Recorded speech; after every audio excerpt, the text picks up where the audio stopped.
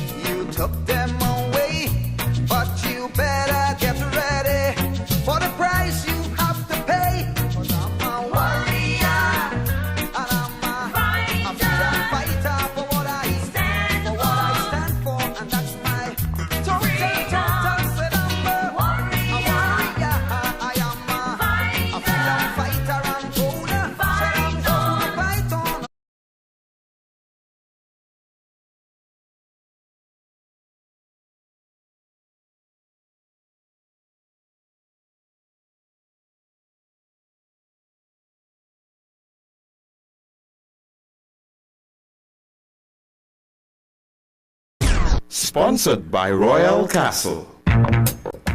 Welcome to Douglar Radio. It's 6:16 p.m. on a Monday. U97.5 FM. Hot like pepper. Good evening.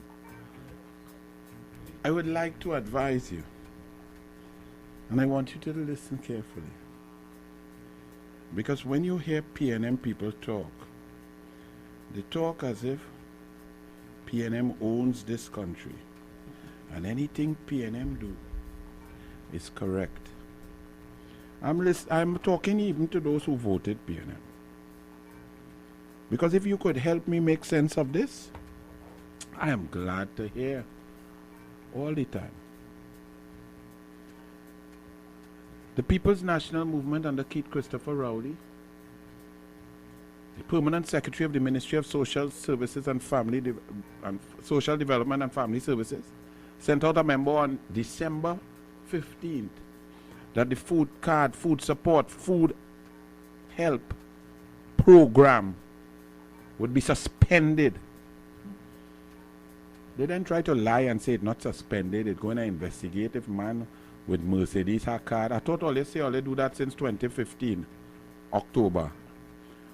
Then Donna Cox come and say, well, we don't have enough money, we have to rationalize. But the memo in pure plain English said that all supervisors were to investigate and check whether pensioners was getting food card also, because the P&M say that is corruption. That a pensioner who getting 3,000, her rent to pay, her bills to pay, her medicine to buy, her doctor to go buy, her telephone bill to pay, electricity, water, and her to eat and buy coffee, that them can't get a food card also. While food price inflation is skyrocketing, any of your ladies listening would know that when you all go in the grocery, your $100 worth about $65 now over the last 2 years. Okay? Differently able people, if they're differently able and they get in a grant because they're differently able, the P&M say they can't get a food card also. That's corruption. That's double dipping. That's greed. So you're differently able. The P&M say you can't get a food card.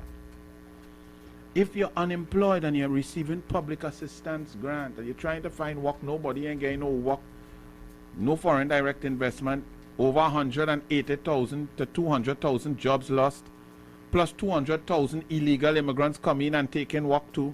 Yeah. You understand? And you can't find a work, and you getting a little grant, 1,200, whatever the grant is, 1,500 a month to take care of your 2 children and your wife.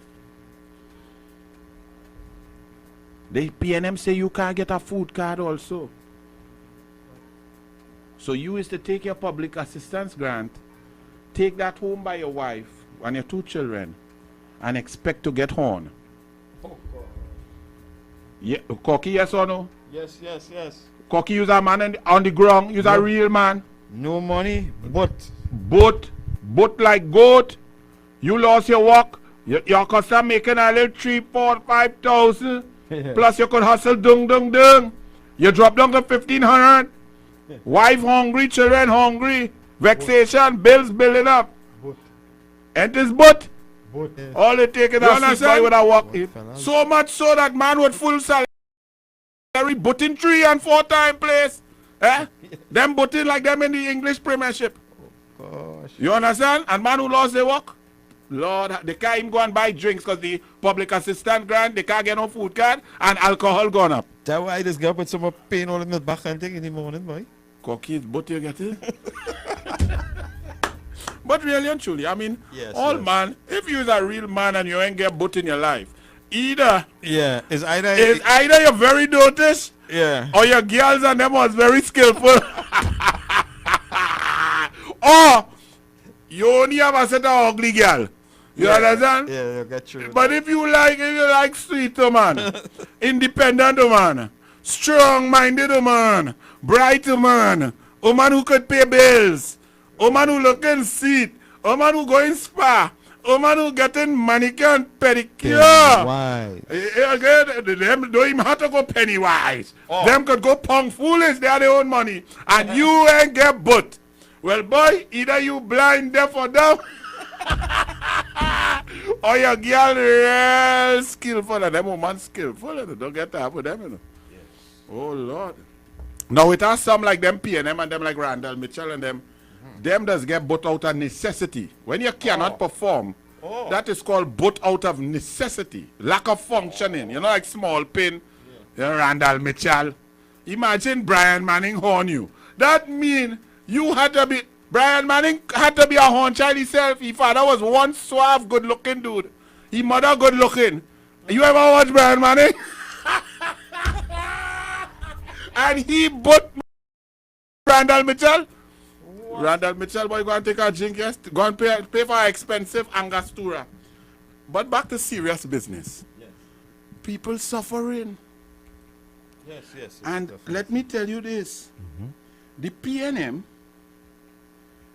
has gone, they cut food card, and now the P&M government has taken a decision as dictated and espoused and printed by the CEO of CPEP that all crew workers are to be reduced by 2/3 of numbers. So if a contractor has 30 workers, 3 crews have 10, they are to eliminate 20 and keep 10. And if they don't eliminate 20, so imagine you are a boss man, a contractor, you have a CPEP, you may have your people there like a family, working as a team to produce high production, high productivity and so on in the community. You now have to bust 2/3 of your family, your team throat. And if you don't provide them with a list of 20, right? Yes. Look, Vishnu calling. What going on with Vishnu? Something going wrong? The live stream not on? Yeah. If you don't, the live stream not on. I know Vishnu calling to buff we. Oh. Sorry, y'all. The pin on the next side was off. Oh Lord, it was off. People buffing. Hello. Oh Lord, they say hold on the girl, yes?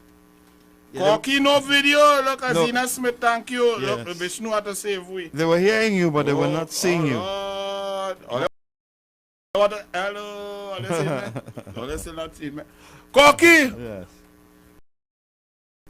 the P&M say the lowest level workers, they're making $1,015 gross. Right. Before you take out NIS, before you take out anything, you know, sometimes they charge them for uniform and mask and all kind of thing. Yes. Before you take out anything, the CPEP workers making $1,015 per fortnight. $507.50 per week. Corky, I tell you, I spent $324 on newspapers a month to research to deal with this dastardly, oppressive, tyrannical dictator called Keith Rowley and the P&M. Right? Yes. You hearing the money that these people are working so hard for? Yeah. And the P&M come to cut that money. How could you cut the poorest of the poor first? And then they go on in the parliament today. Well, Friday and today. Corky, don't fall off your chair when I tell you. No. They went to shift around some money and make variation of appropriation, which means get more taxpayer money. You know why? Why you think they would do that if people suffering and so on? Why would you want, if you're the government, you want to get more money to spend and people are hungry, people have no jobs and so on. What would you do, Corky? I would give out some money and help people. So you'll get more money to give out to people? Yeah. Okay. To help Well, the people. P&M come to cut poor people, make them, more people go under the poverty line.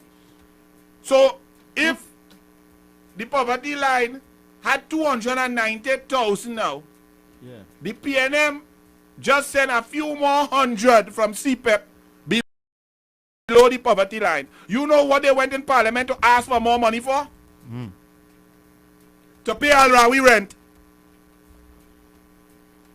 Don't make joke. I look like I flipping joking. One of the line items is to give the CPO office more money. And the CPO office is renting the Attorney General Faris Al Rawi building. My gosh. Great is the PNM, or they want to vote again. I want a PNM person to explain that to me. You're cutting food card. You done cut it because under Kamla it was at 42,000 citizens. Before COVID, you cut it down to 18,000. During COVID, you give a few out, but not close to the amount of people who lost work. Because 150,000 people come off the rolls of NIB, paying national insurance in the last year and a half, 150,000. Before COVID, 103,000 people lost their work. So I want a PNM person to explain to me, all you who whine your neck, put on a red jersey, and all my young people, and my black people, my Afro-trained Begonian has such rhythm, eh? Yes. The rhythm, if you see them doing the dance, boy, do the balize. Oh Lord, in time, a coordination, synchronicity, brilliance, flexibility, discipline. If you see my young black children dancing to that stupid balize song to suffer the mother, the father, and everybody dancing and they know what they're voting for.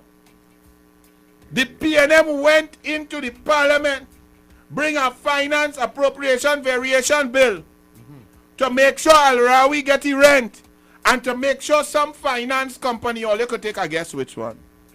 Yeah. They refinance loans so the finance company will get more interest over a longer period and make greater profits. While they cut CPEP workers. The very CPEP workers, Corky, Yes. that the PNM would force them to put on red jersey and walk behind them and go to PNM rally and go all over and walk with candidate and threaten them. URP and CPEP, if you don't come on the roster, you would not be rostered again for an next 10 days. Threaten poor people. That's how sick the PNM is. Yeah. And now after you threaten the poor people, and they put on your stupid, ugly red jersey, you bust their throat. I want PNM people to explain that to me.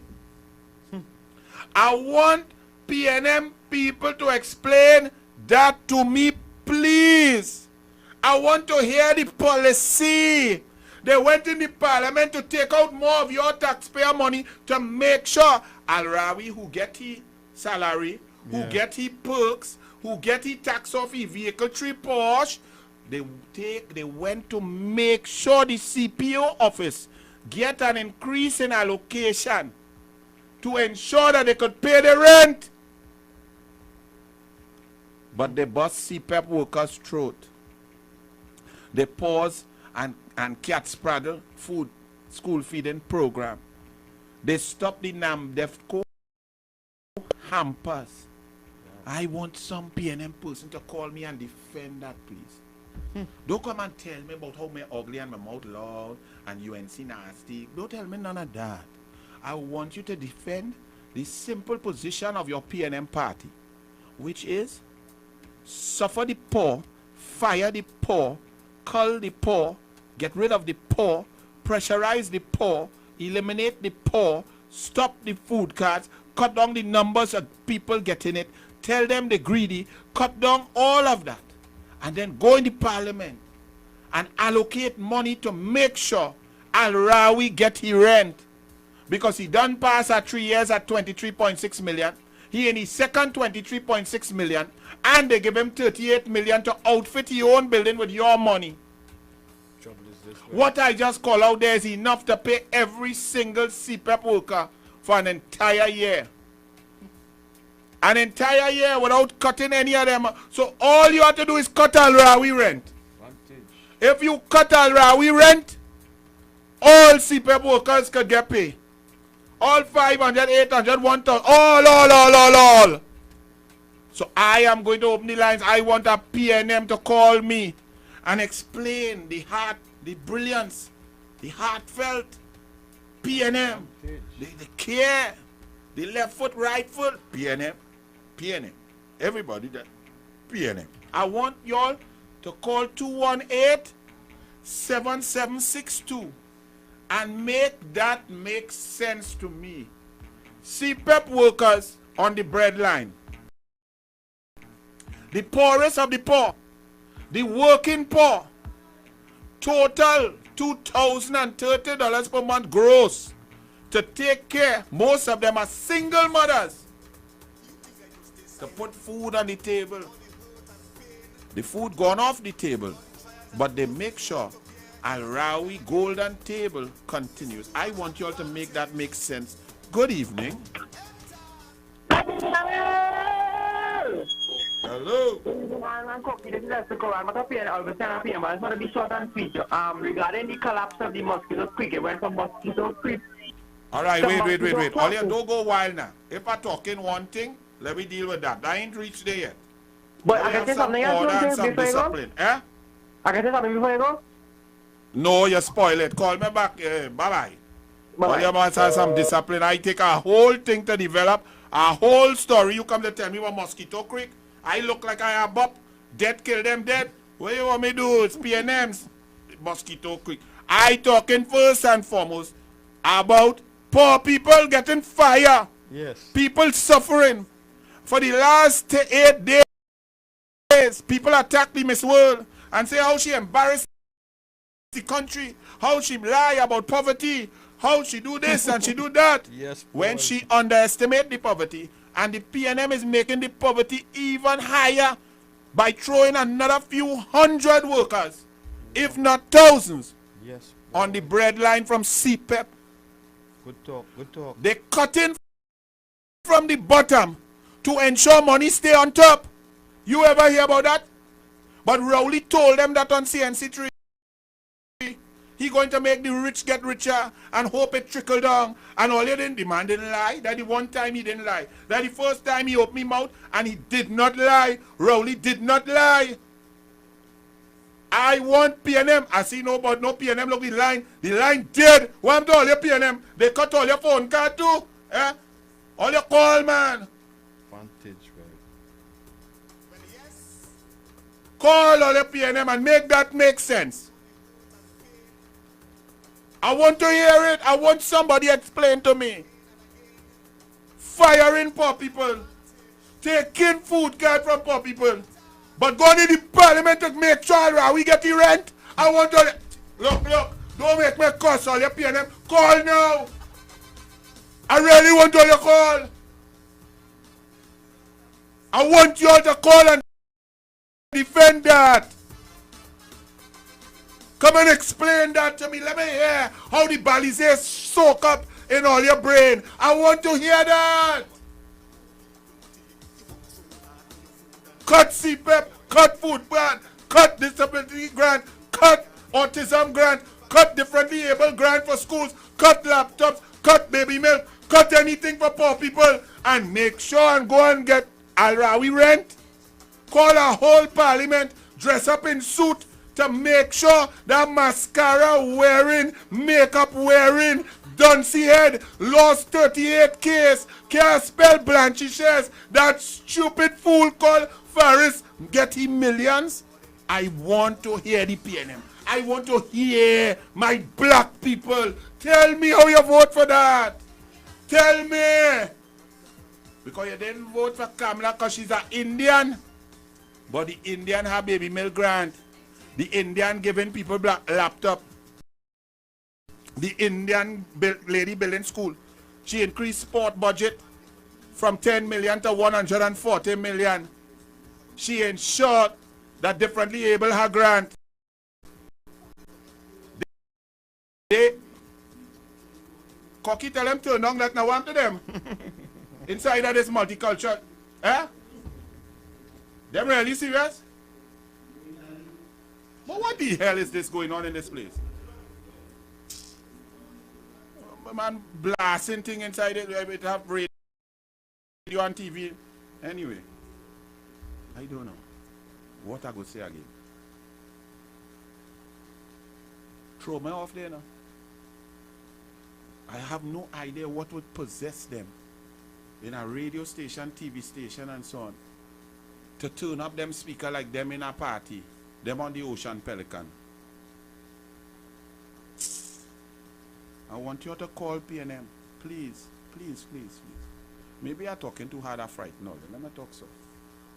To all the people in PNM who believe that race is so important. That not that all are we Trinidadian and Tobagonian. Not that all are we does lime together. Not that all are we neighbor. Not that all are we that celebrate Christmas and Diwali and Eid and Shouta Baptist Day and Indian Arrival Day and Emancipation Day, all of us together, and Easter and Carnival and music and pan, and we go to the movies together, we go and lime on the beach together, we go to Tobago together. No. When it comes to voting, we say that black and Indian is different in one nation. Okay, PNM. So if I'm black, I vote for Rowley, and he takes away everything that the Indian lady had to help people. So me being black is more important than me having a job, than my children having gate, than my children getting a laptop, than my children having opportunity in sport and pan and culture, an opportunity to go to school in a good school, 106 schools built, and drive on smooth roads so I don't have to bust my tire. My blackness is more important than keeping my car running to keep my daughters safe and drop them off where they have to go, pick up my wife from the grocery or the spa or the hairdresser or the nail tech. My tires must bust because I'm black, and I have to vote for a black man who don't care about me, take away everything from me, mash up everything in the country I work in, road mashing up, $280 million and a road sinking into the sea for Cavalli to eat the road. But I must vote for that because what? I'm black and them Indian not black. I want the PNM to call me and explain how the Black Man Party went into Parliament to approve more money and make sure that it is there for Al-Rawi, that bastion of black integrity, Johnny Sukaran, who changed his name to Al-Rawi, and has talked one set of hara. And sure, I want you all to explain to me, please, how you justify voting for that. You see, Tobago realized, and Tobago got rid of the devil. Yes. Even though the devil came from close by Lake Oto. Tobago cast out the devil. 14-1. The devil tried to create new seats with fire from the EBC. With his evil dictatorial tendencies. But the spiritual people of Tobago cast out the demon. Even though they say the demon was born in there. They said that the demon came from within the rocks between Mason Hall and Lake Oto. But Tobago cast out the demon. And now I notice the lines lighting up because I said I leave the line open. Look how long I talking here. Yeah. PNM on the call. Call. Not a cuss Anil, leave Anil. Oh gosh, Anil afraid when all your cuss. Oh gosh, you're going to make me cry. No, don't call the cuss Anil. I want you to call and explain to me the look up here. Yes. Hello, good evening. Hello, good evening. How are you? How are you? This don't sound like a PNM. No. Oh. I'm Sanga Mangal. I'm in big trouble with the food card. What happened with the food card now? And they said they stop it? Yes, they did. Right. So I'm one of them who didn't get it. Well, oh Lord, my dear. How much was the value of that? $400? No, $510, and that when you buy the groceries with that, right? It don't even last a month. What sort? You really have to try and help me, Cocky. Yes, we have to do something because... No, Cocky go get in trouble. Cocky have 5 daughters, his wife will beat him. Cocky can't have no lady come by here. You want to get It's cocky? really trouble for me, you know, Mr. Yes. Anil. Talk It's to trouble me. for That me. five. I don't have a husband. I don't have any children. I had surgery last year of September. A major surgery. I can't go and work. I can't do nothing. I don't know what I will be eating. But God is good. So I don't know. I was getting little public assistance, right? But what happened, that and all don't be enough to buy my sugar tablet and things. How much the public assistance is? 1,200? No, 1350. And the sugar 1,350. tablet, Yes. yeah, and the sugar tablet for the month cost $600. 2 sugar tablets. And Set of sugar tablets. And you don't get that on CDAP? No, the syrup sugar tablet not working. They're raising the sugar. Or is a generic brand? So the proper Yeah. one is $600. And you But getting it's for 1350. Yeah, 2 sets of sugar tablets. Yeah. And let me tell you And you something. getting 1350. Yes, I supposed to get about 2,000. And Right. you take away your food card now because Mr. Anil, let me tell you, I explain want the something to PNM to you. call me and explain this for me, how this sounds. Yes, you go ahead, my And explain, I like to say that when I spend $600 for the month to buy those 2 sugar tablets, right? Listen, and I'll have 750, right? Yes. When I have to pay bills, what am I going to do? What are some of your bills you have to pay? Light bills, internet bill, water bill and things. What am I going to do? And you see, this is a problem for me. I mean, airline. This is a problem for me. So I sorry they stopped the food card. I really don't know what to say with this government. I don't know. All right. They causing more crime.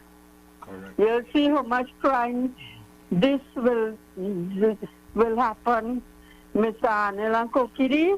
Yes. I think you all should help me. I mean, not to say, you know. Vishnu, see if you'll organize a little hamper there. All right, my dear. We'll have God to bless. organize something for Sandra Mangal, but she's a loyal And Cocky, you listener. will organize. Okay. 975. That's right. But you see my point? Yes. I just like that. You see how it came, the facts. I want PNM to come and dispute those facts. Because the PNM position put out by the Permanent Secretary on December 15th, beginning December 30th, was that pensioners like Ms. Mangal must not get a food card because that is corruption. That is double dipping. That's what the PNM is saying. I want all you come and justify that. All you wicked PNM. But Al-Rawi getting $23.6 million in rent by 2 because they renew it, and getting $38 million to outfit his own building. What is that? For him to go and buy more makeup to put on his flipping face, to go down by Budit and Randall Mitchell with laying down in South. The mascara wearing clung. That's why his wife had to slap him down in the constituency office. And he changing pampers down in South. Right? But taking all your taxpayer money to take care of your children that he making outside. And all they find that funny when they sit down in a cabinet and recuse themselves and approve money for each and every one in the cabinet, and then sit back down all together with no recusal and fire poor people. I want the PNM to call and defend that. Call 218-7762. They one by one, they recuse themselves 210 times, and they sit down and approve money for one another and their family, and then they get back in together and fire poor people. Hello, good evening. Good evening to the panel there. Good evening. We have a man from Bank Police called Eric Esdell talking about the government have no money. We take the money 50 to 55 million US dollars to Jamaica, and the one is to take from Texas, to transfer from here to Texas, from Texas to Guyana, and I understand your wife is a Guyanese, Well, where all the money is. They all Don't study them PNM who like them Esdel and them, because them have a work. Nobody will hire them outside of the PNM because the PNM does promote stupidity. So don't study them. I'm not talking about them. He had to sing for his supper because that's the only way he does have a job. But I want them to tell me how it makes sense to pay all we rent, but can't Good pay night, CPAP. Mr. Robert. Good evening. I hear you talking some very passionate topics. Go ahead. All right, I want to bring something that you're not discussing this evening. By the way, this is Mr. Prasad. Hey, how you going, my brother? I am good. Bless Listen, I want to bring something here to the country. And government. Now, I understand contracting. As you are aware, I'm a contractor in this country. Yes. And I feel I need to speak out. Because let me tell you something. This COVID thing has affected the manner in which we do business in Trinidad. Right? It has affected the manner in which business is done worldwide.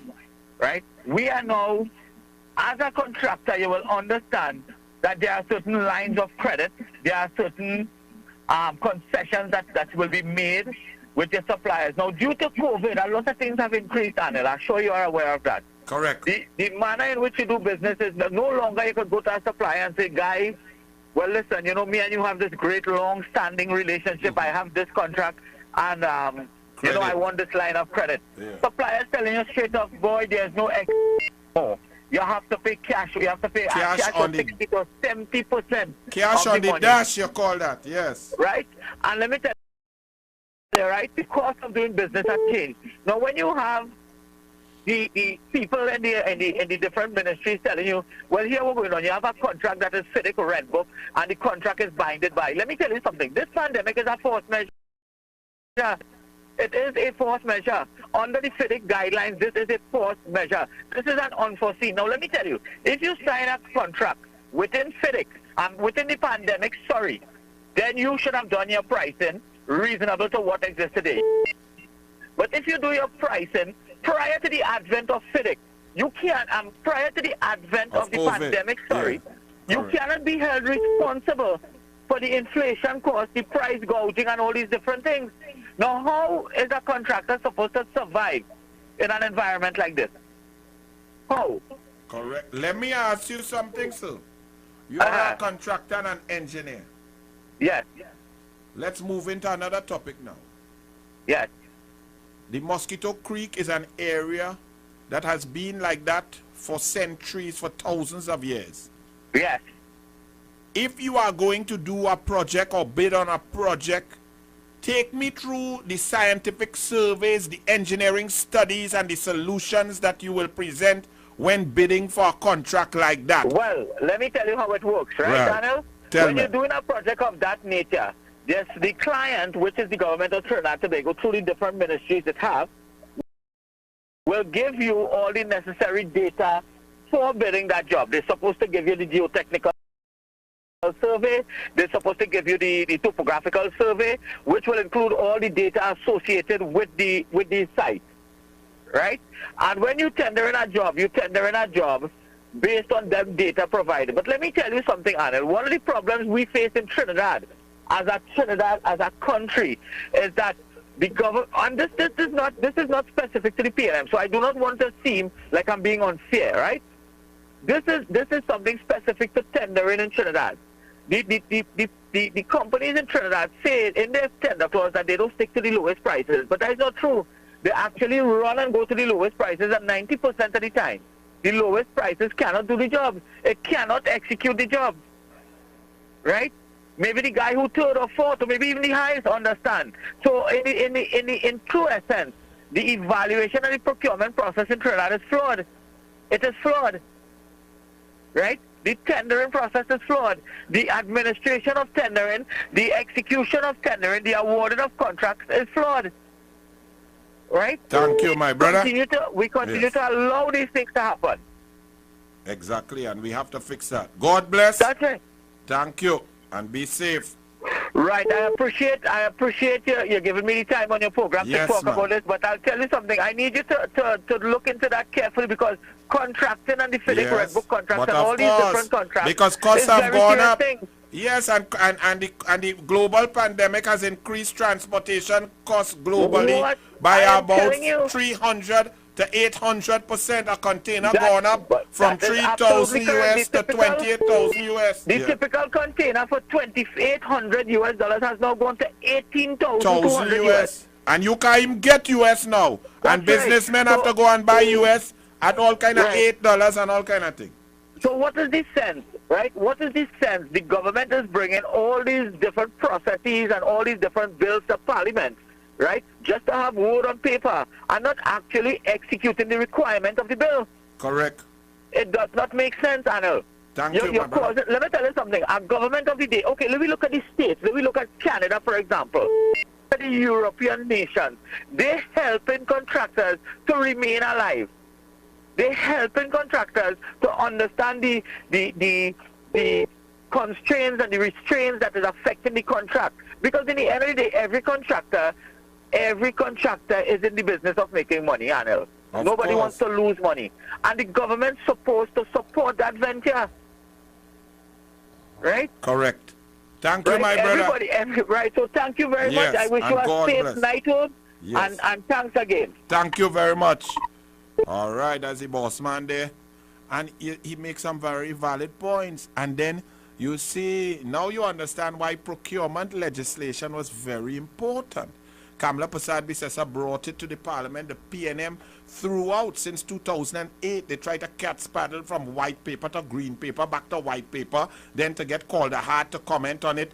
They thwarted the process. Kamla Prasad Bisesa came in and brought procurement legislation through all the stages, including the Joint Select Committee that the PNM absented themselves from to try and thwart the process. She got it passed with a special majority. The PNM came in under Rowley's lies on Emailgate saying, corruption buster. When everybody know the only thing that's get Rowley vexed is when money don't pass close to buy he no soul. That is getting real vexed. That's why he start to attack.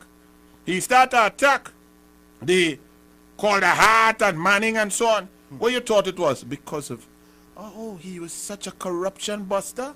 Or do you believe it was because the wrong man get a contract? Hey, Rowley, you answer now.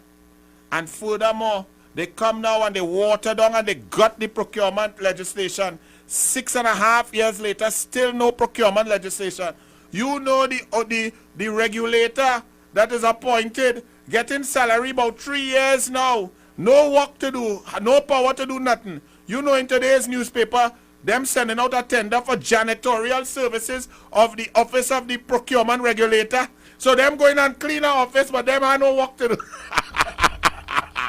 Oh Lord, only in Trinidad and Tobago, the office of the procurement regulator sent out a tender for janitorial services to clean the office, but them don't have no proclamation of not even the watered down, gutted procurement legislation that the PNM bring to the Parliament and the Senate to legalize thieving. But you have Mosquito Creek, men telling me on the news, well, it has water there, you know, it has swamp, and you know the water that sometimes go under and it undermine. So you already know that water by Mosquito Creek all the time.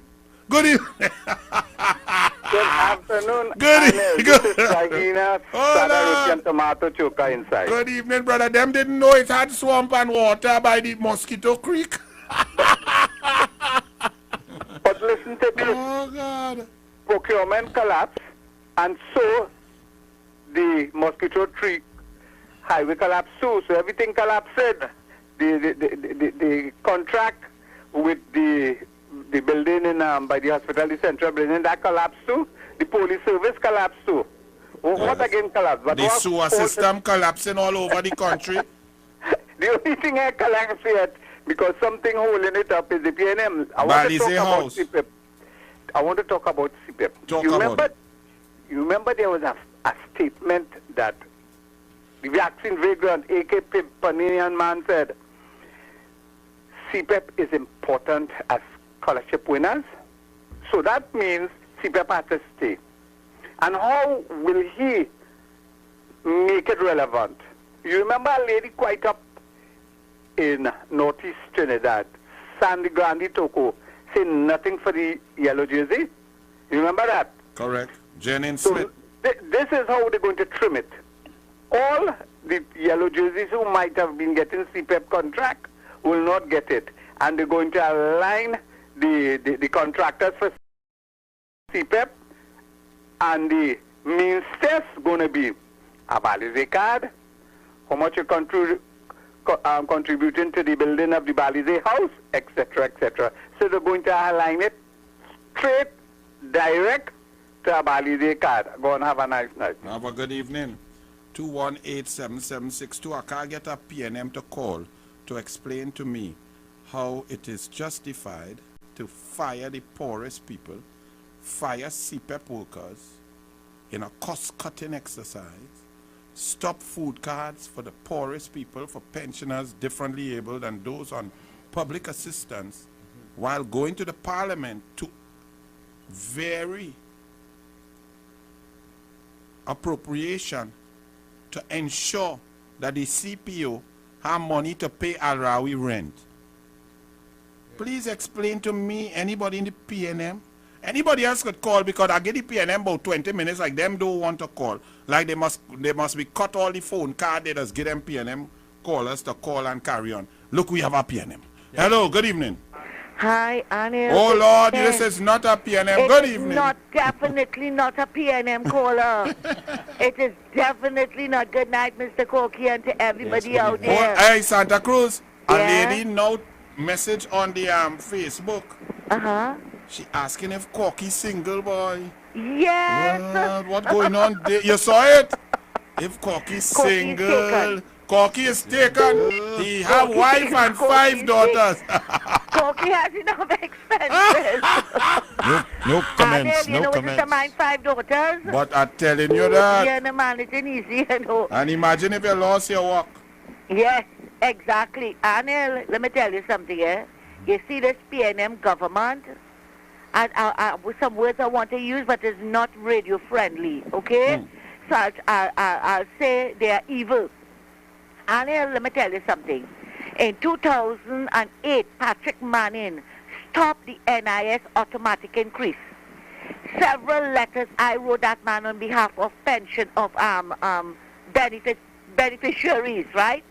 This man said eventually he had a press conference and he said in 2010, when NIS raised, we will get back our increase. Anil, we never got it. Mrs. Prasad Bisesa, when she came there, she raised it for us, right? When she left there, we had a little tiny sum, a bit over $1,000. Some people still was under $1,000 a month, right? When Imbert and them came in there in 2015, he stopped it in 2016, and he said in 19 he'll give it back to us. 19 come and gone, an election has come and gone, and today we cannot get back our money, right? We cannot get our automatic increase. Anil, it mightn't look like plenty to some people, but people living on a fixed income, that was $7,200 over the 6-year period. But they couldn't give it to us. But all they could make, according to you, recuse all themselves how many times the benefit, but all they was to study the people on the ground. When Mrs. Prasad Bisesa gave the baby grant, Rowley said that would make them poorer. How on earth that was going to make them poorer? You understand? But look at what they have done to us, and now look what they did to the CPEP workers, right? I hope they remember, those same CPEP workers remember the Balize song, the left foot, right foot, Balize. All they had the people take the vaccine because all they said they would not get into work. Look at today, they took the vaccine and what all they're doing to them. But you see, because of that young lady raising that issue, Donna Cox get $531 million. Who is going to benefit from that? No, but pause. Yeah? Let's be very careful. That is Mama Gizam. Yes. 400. No, listen. Donna Cox didn't get that to benefit. Right. It's 418 million of that is for pensioners. So they did not budget properly. They tried to scull the people to pretend that the deficit is smaller than it would be. They left out because budgeting for pensioners is a very academic, simple mathematical equation. Number of pensioners by number of grant per month, and budget that. So to miss and to get it wrong by 418 million is not possible. The next 99 million is for differently able grants. the number of differently able people on grants does not increase exponentially over a 3-month period. So again, they try to trick and hoodwink the population by underestimating and understating the money required in the initial budget expenditure. Then the only part they put for poor people, hear this one, is $13 million. Oh my God. What is $13 million going to do to help 300,000 poor people in this country, as the poverty rate is up at 29.7%, as 200,000 people have lost jobs over the last 20 months? What is 13 million going to do? They cut food card. You heard Mrs. Mangale, she get a little grant. They will not give her back that food card because they say once you get in public assistance, you are not to get a food card. Have you ever heard anything more insane? And then people didn't want to vote for Kamla Bisesa, who said differently able grant pensioner, get grant, more food card for people, laptop, baby grant, milk, all of these things for people. I don't know what to say. You talk there now, I need water here.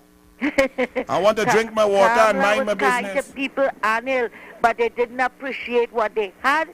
So now we have to take what we get. Oh, Lord. But we have to bruise our knees, Anil. We have to bruise our knees in prayer to get this government out. Thanks a lot, Anil, and have a good evening. Have a good evening. Randall Mitchell and Keith Scotland, Amory Brown, Faris Al-Rawi, and them bruising their knee. But not for that. They're bruising their knee because woman don't like soft man. We taking a little break, and then we coming back. We going and eat some Royal Castle. Then we going by Waves to get dessert. And we staying in Grand Cooler and shopping at Fresh Street Market and going and buy toys by Island Hobbies. U97. Time has come. U97.5. Make it your choice.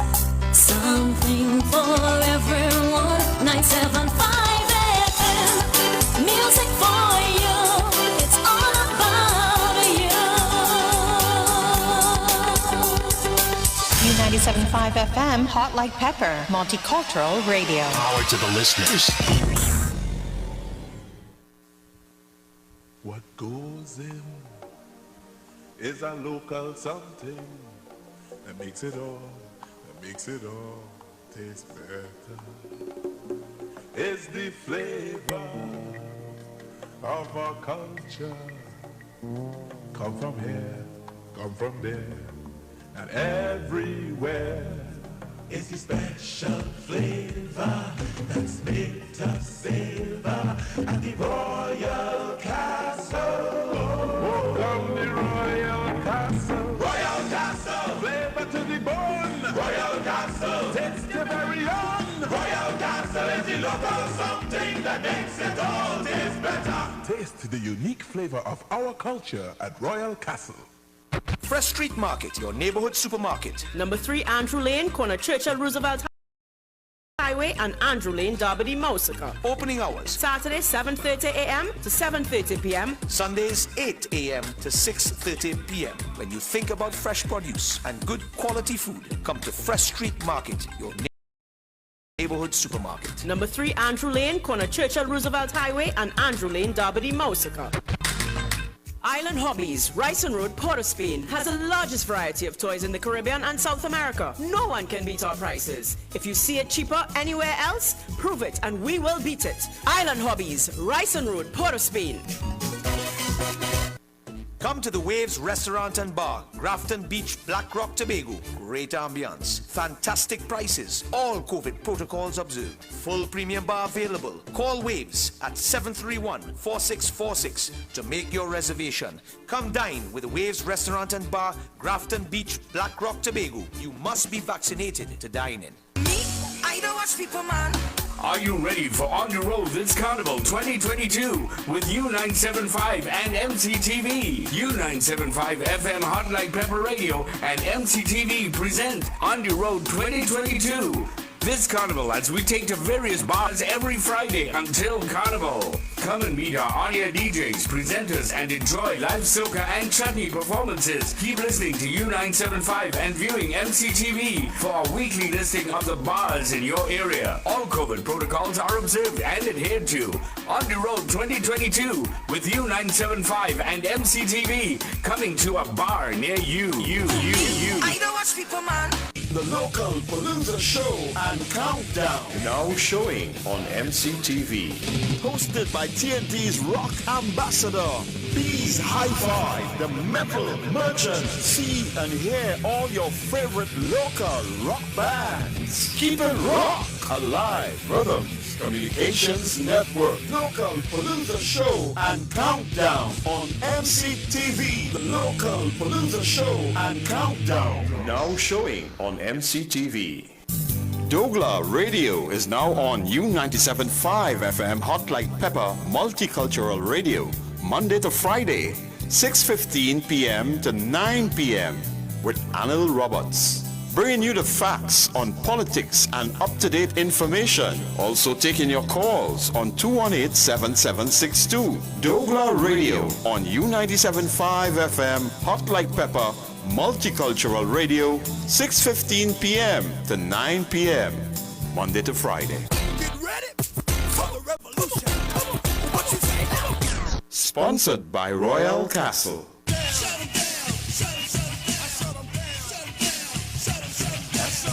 And welcome back to U97.5 FM Multicultural Radio, hot like a pepper, hot like pepper, hot like pepper sauce.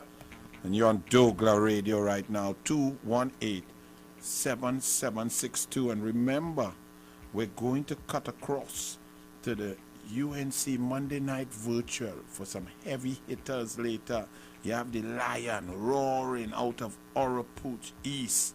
And then you have Kamla Prasad Bisesa coming up later.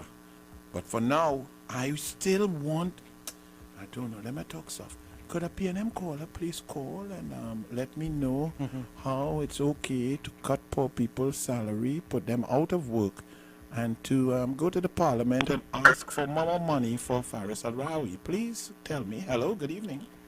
Good afternoon, Senator Robert. Hello, could you please explain that to me? Definitely not a P&M. So I think we should start the war. And the war must go like this. People must go to the place of worship and pray very hard, but give those religious leaders no offering, no contribution financially. Let the P&M deal with that because P&M buy them out. Additionally, we have them sleeper cell union leaders and people working for 2013 salaries. Ask yourself this question: why are you paying dues to a union for? Simply cut funding, individual emoluments to unions, everybody, and see if the P&M will bail them out like they bailed out the OWCU before they shut down Petrotrain again. And let us start the war deal. No offerings to any religious organization, but we go to church like normal, dress up nice and pray hard. And we dropping out the union, we getting rid of that because that is a misleading organization, all of them. And the third thing I want to remind you that Ms. Kamla Prasad Bisesa greatest fault was her generosity. Generosity was her first mistake, and we are seeing that today. Rowley gives them nothing, and they're happy with nothing. Imagine that. I thank you. Have a good evening. Well, boy, that I can't understand, you know. I really can't. I could not understand how the unions were supporting Rowley. But he shut down the refinery. He shut down and 11,400 people Good night again. lost their jobs. But Kamla had everybody working. Good evening. Hello. Yeah. Hello. Good night. Good night. We recently had a coup in one of them African countries. I think we want this. All right. You have to be a little bit more responsible. Keep your emotions under control. All right. We are democracy. Never mind. We have a tyrannical oppressor here. We have to remove him by democratic means. by the ballot box, no other means. Okay, so let's stay calm. Hello, good evening. Hi, good night, Anil. Good night. Anil? Yes. I am calling from New York. And if I tell you something, Anil, a shame. A shame until the word shame can't even describe the kind of shame. I am ashamed of being a Trinbagonian right now. The whole world watching Trinbago and laughing. I tell you, I have friends with Jamaicans, Guyanese, people who used to wash me mouth and spit on them when we talk. Watching Trinidad now and just laughing and asking me how all you're doing. Listener, and you know I'm Brooklyn, so you know that Caribbean Center. Caribbean all over. You have people from Virgin Islands, all kind of thing there. Everything. Montserrat. Oh Lord. I started to tell people like that Bajan. I have some shame, man. Let me hear your Bajan accent. Let me hear your Bajan accent. I talking like the market when boo, yes. Me not see a Rowley. Yes. I have shame. Oh Lord. Anil, no, I mean to say I watching Trinidad and Tobago. First things first, afraid to come home, eh? First things first, afraid to come home. Because the little slippers on my foot, I want nobody put a gun in the neck and kill me afraid because you see, Rowley leave the borders wide open like a prostitute leg for the Venezuelans to roll in anyhow they want, roll in and roll out, like if it's cars, right? Guns in Trinidad, better than what the police have, and the police and them, Jesus Christ. None of the COPs we had was anything. We had one that loved the camera, and the next one, he more stupid and dotish. Talking about, don't worry, January usually has a lot of crime. That's supposed to make people feel good. Shake up Jacob. Like his mother shake him when he born because he did no sense in that brain. And Trinbagonians want to cuss the representative of Miss World saying she lied about poverty in Trinidad. And all these people okay? Like the Bali Jews have hallucinogenic effects. I think so. Anil, I listen to you. A whole crew up here in New York, we locked in and locked on when you speak because you speak the truth. Well, let me tell you something, You gotta go by the market and you gotta get some bygone and some choker. Yes. And you gotta tell them you're Bajan, because we in the Caribbean. I can't even do my Bajan good in the song Jamaican mixed with Bajan because I's a Trini. But I have to practice because of shame. Rowley, how is shame? Oh Lord. Oh God. God blind me. God blind me. And mind the business. I want to go to Bimsha. We had a drink punching and mind we business. Punching? Oh God.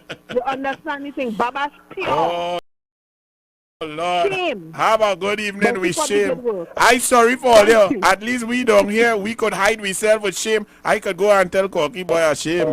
But you outside there, and all them Caribbean people watching your Trini self and want to know what madness going on. Oh Lord. 218-7762. Good evening. Hi Anil. How you going?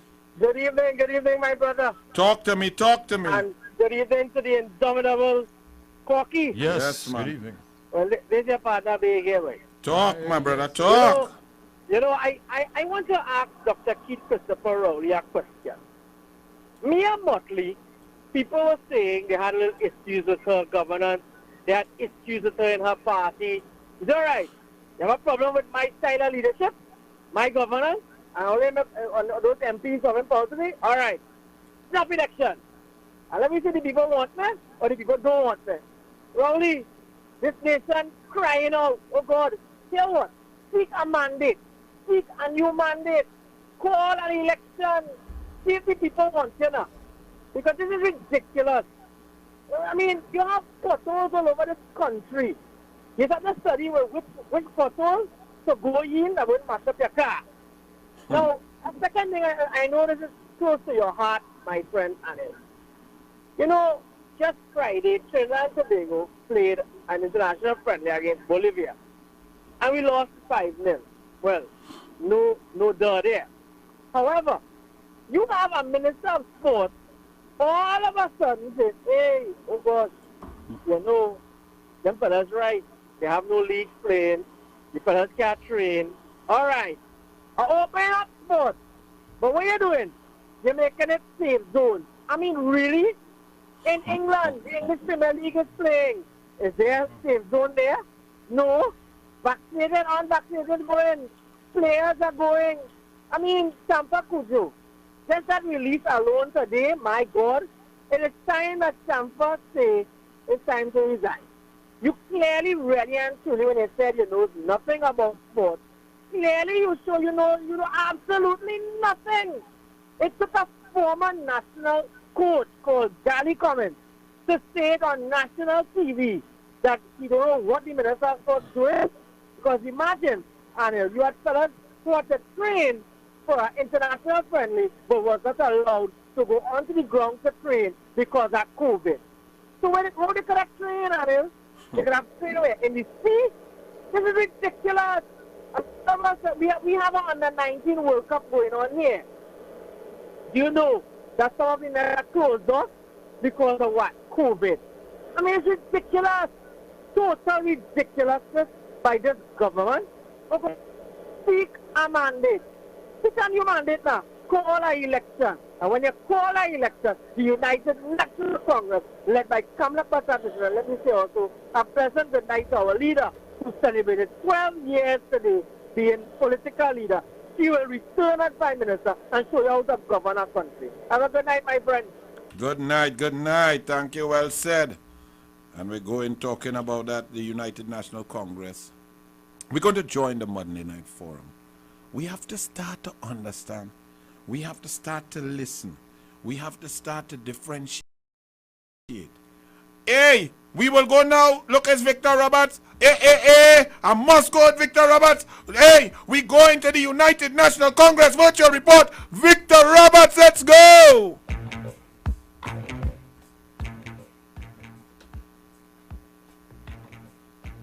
Champion of a woman in the name of Kamla Bisesa. Ladies and gentlemen, I know the time is short, so we'll get straight into business. I spent 3 days at the Hall of Justice last week. And those 3 days, ladies and gentlemen, I had one purpose in mind. And that purpose, ladies and gentlemen, was to highlight to this country the death of our democracy, the COVID-19 deaths, and no justice for the poor and the oppressed in our country. I will start with the last verse. You see, in this country, ladies and gentlemen, it seems as though that there is one law for the PNM and another law for the rest of this country. We have seen over the years that this PNM government continue to brutalize the citizens of this country in every form and every fashion.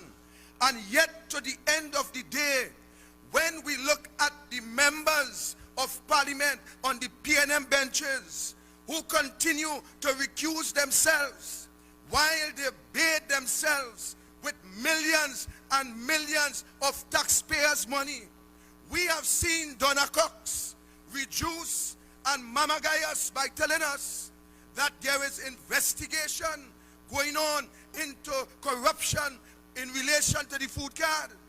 But ladies and gentlemen, who the PNM is investigating? Are they investigating themselves? Are they now recognizing that there is corruption among them? We have seen, ladies and gentlemen, in this country that Keith Christopher Rowley continue to penalize the citizens of this country. He have reduced the labor force in this country almost to naught. We have seen Faris, Stuart Young, and others who continue to benefit with millions of dollars while our citizens suffer in this country. But we must move on. Time is short. Ladies and gentlemen, I am saying to you, how could you as citizens of this country, how could you as citizens of this republic sit idly by while our loved ones continue to die in the hospital? We know for a fact that the Keith Rowley administration, they went to the Heritage and Stabilization Fund. They took out money ladies and gentlemen, saying to us that this money would have been spent on equipment to save the lives of our citizens. Somebody tell me today why it is in this country we have 1.4 million people and yet all we have is 77 ventilators. I have experienced people who call me a matter of fact.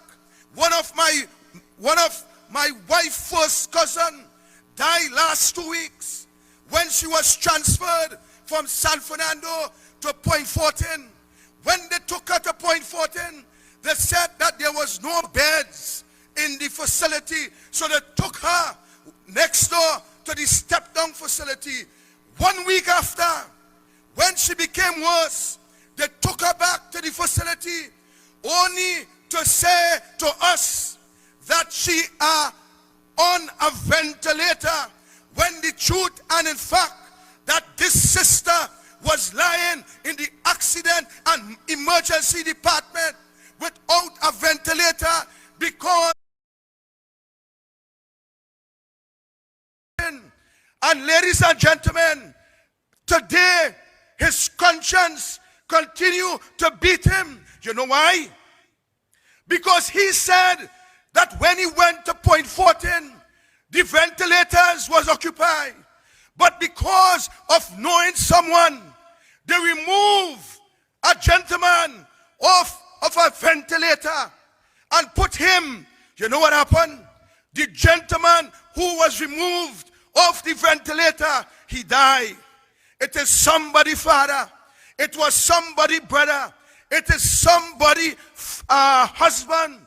And this is what I think that we are at a stage where they decide who live and who die because of an incompetent idiot that we have as a minister of health in this country, together with a pack of fools who say that they're running government with no purpose, with no idea, with no vision, none whatsoever, in order to lead this country forward.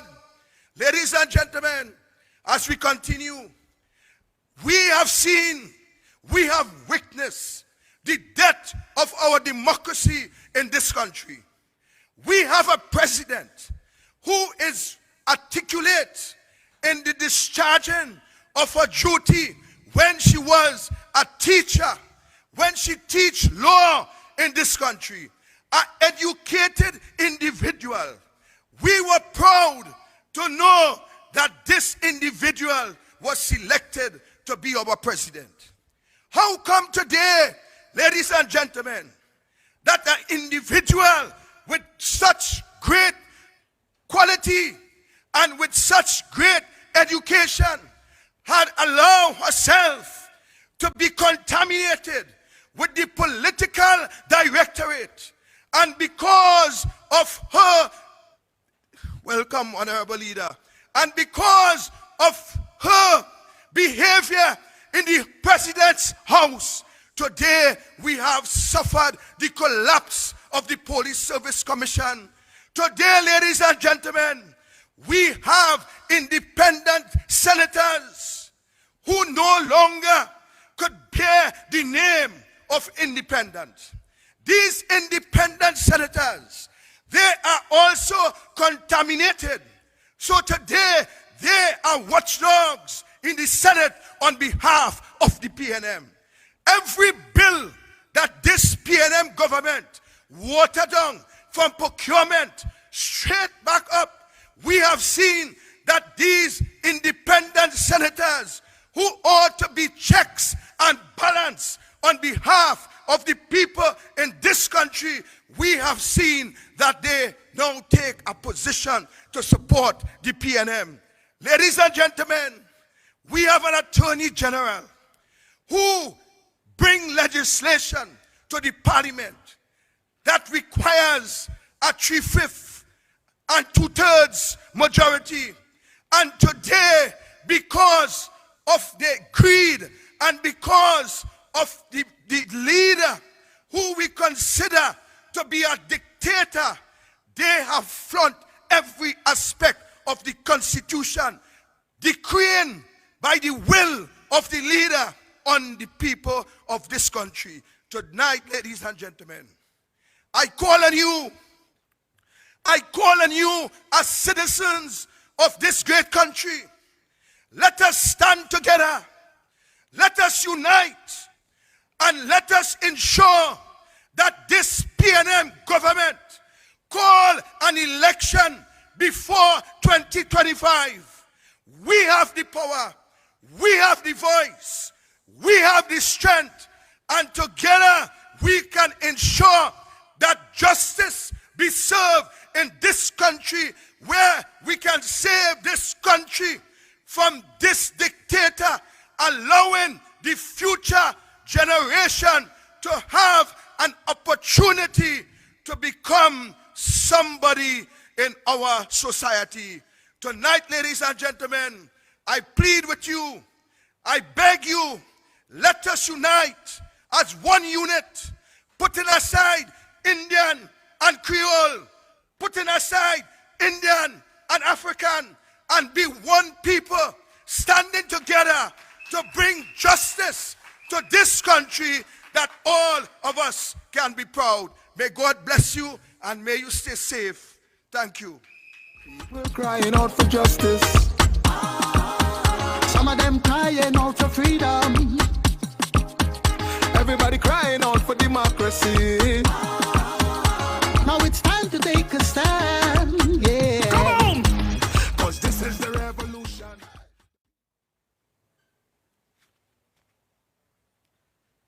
The concerns and questions shared by you, the public, on the pavements, maxi taxis, and taxis are heard by the leaders of the United National Congress. And on this virtual report platform, we are not afraid to amplify your concerns and your questions, like our last speaker, Victor Roberts. Thank you so very much, sir. Our next speaker, a legal powerhouse whose contributions in the Senate are nothing short of spectacular. We are pleased to have her with us tonight on the UNC virtual report. Put your hands together, ladies and gentlemen, for Senator Jayanti Lakshmi Diyal. Come on, come on, come on, come on. The People's Revolution.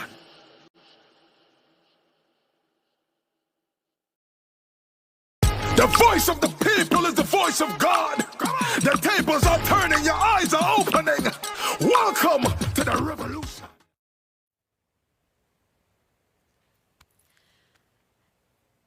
Good evening, my UNC family, the very few of you gathered here physically, and the thousands who are viewing and listening via traditional and social media platforms.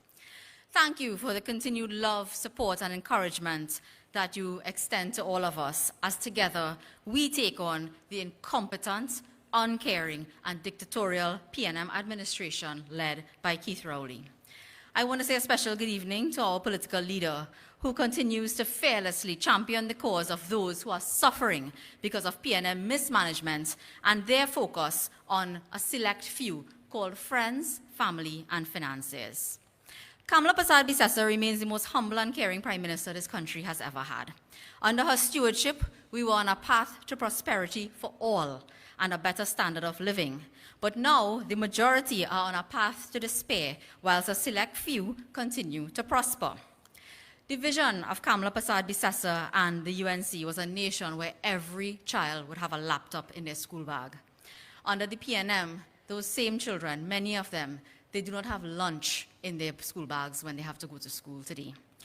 Under the PNM, there's no equal access to educational opportunities for those same children who had their laptops taken away by the PNM.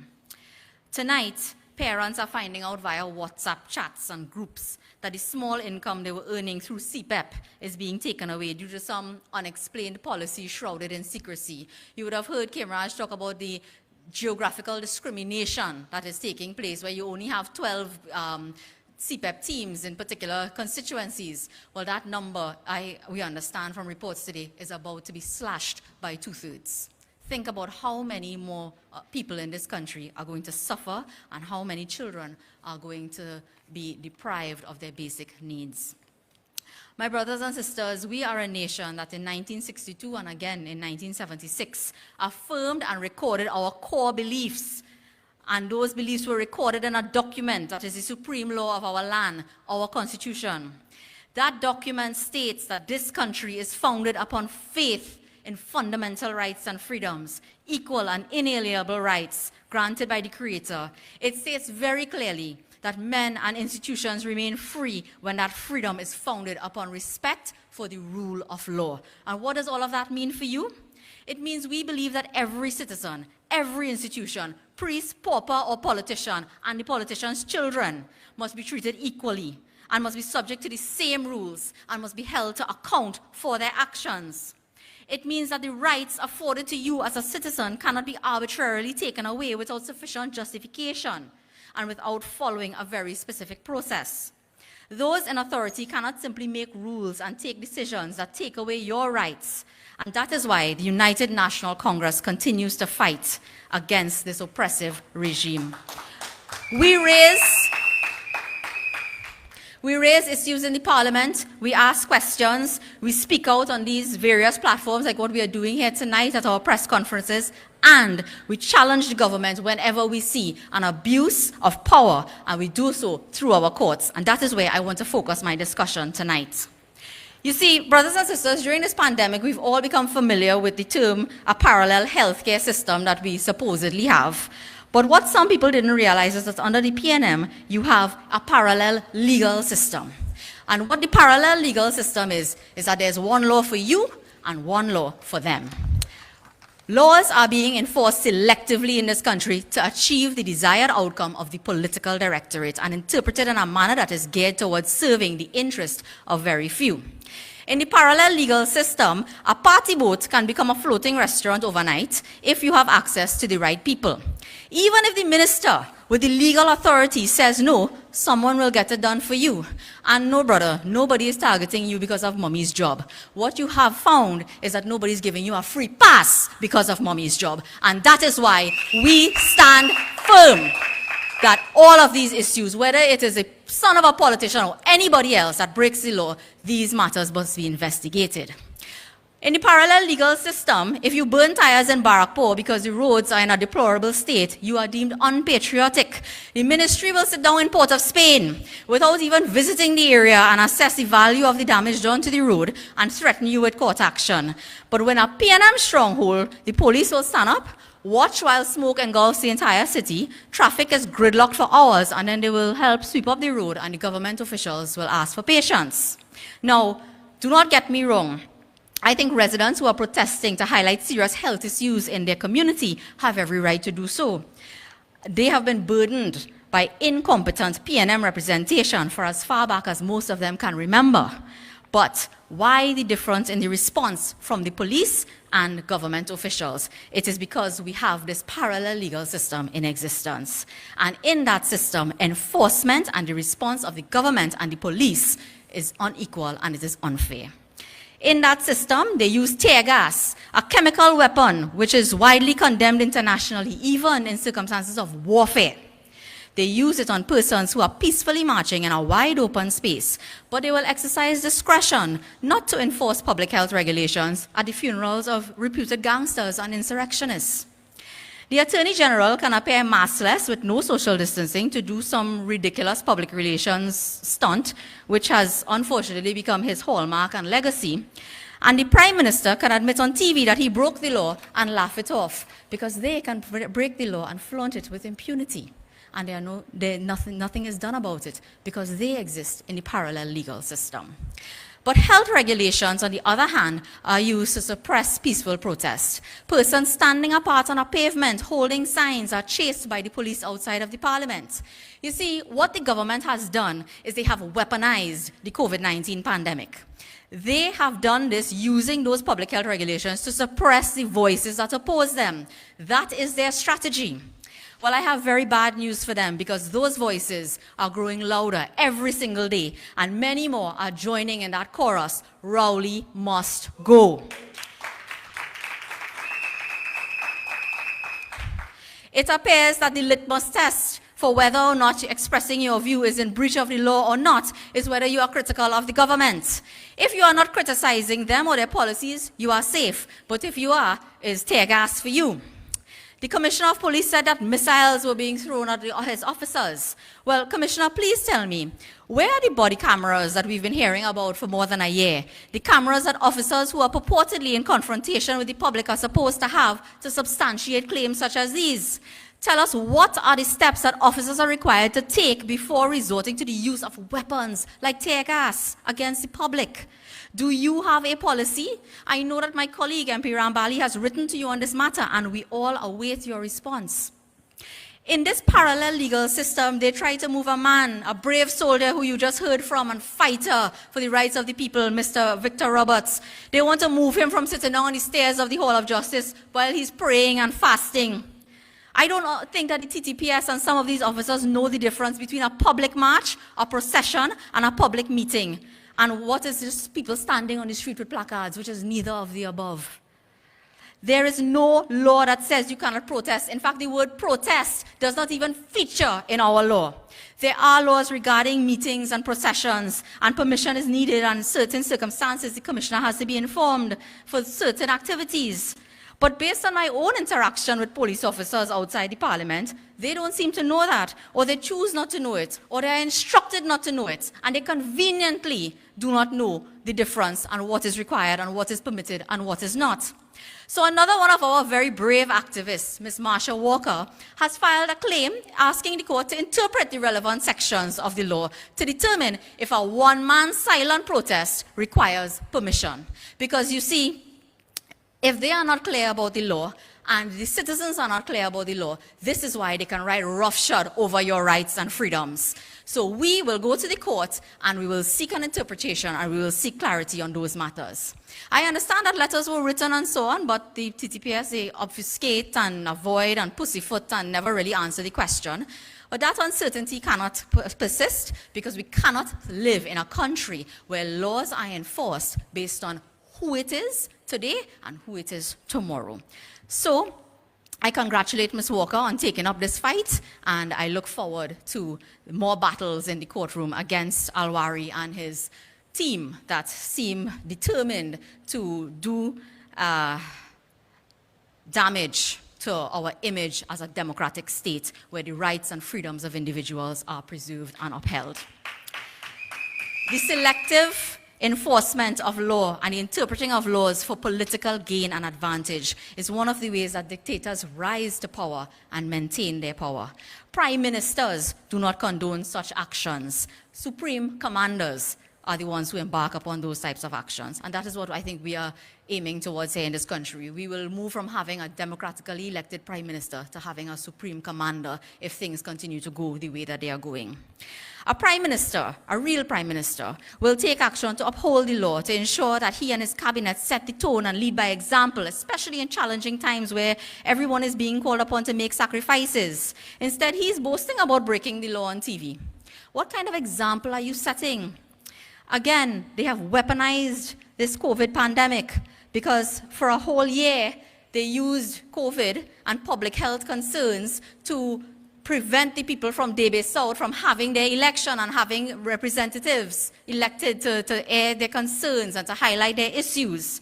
For almost 2 years, the Hindu community were deprived of their rights and freedom of religious belief and observance on the basis of some threat that apparently it no longer exists.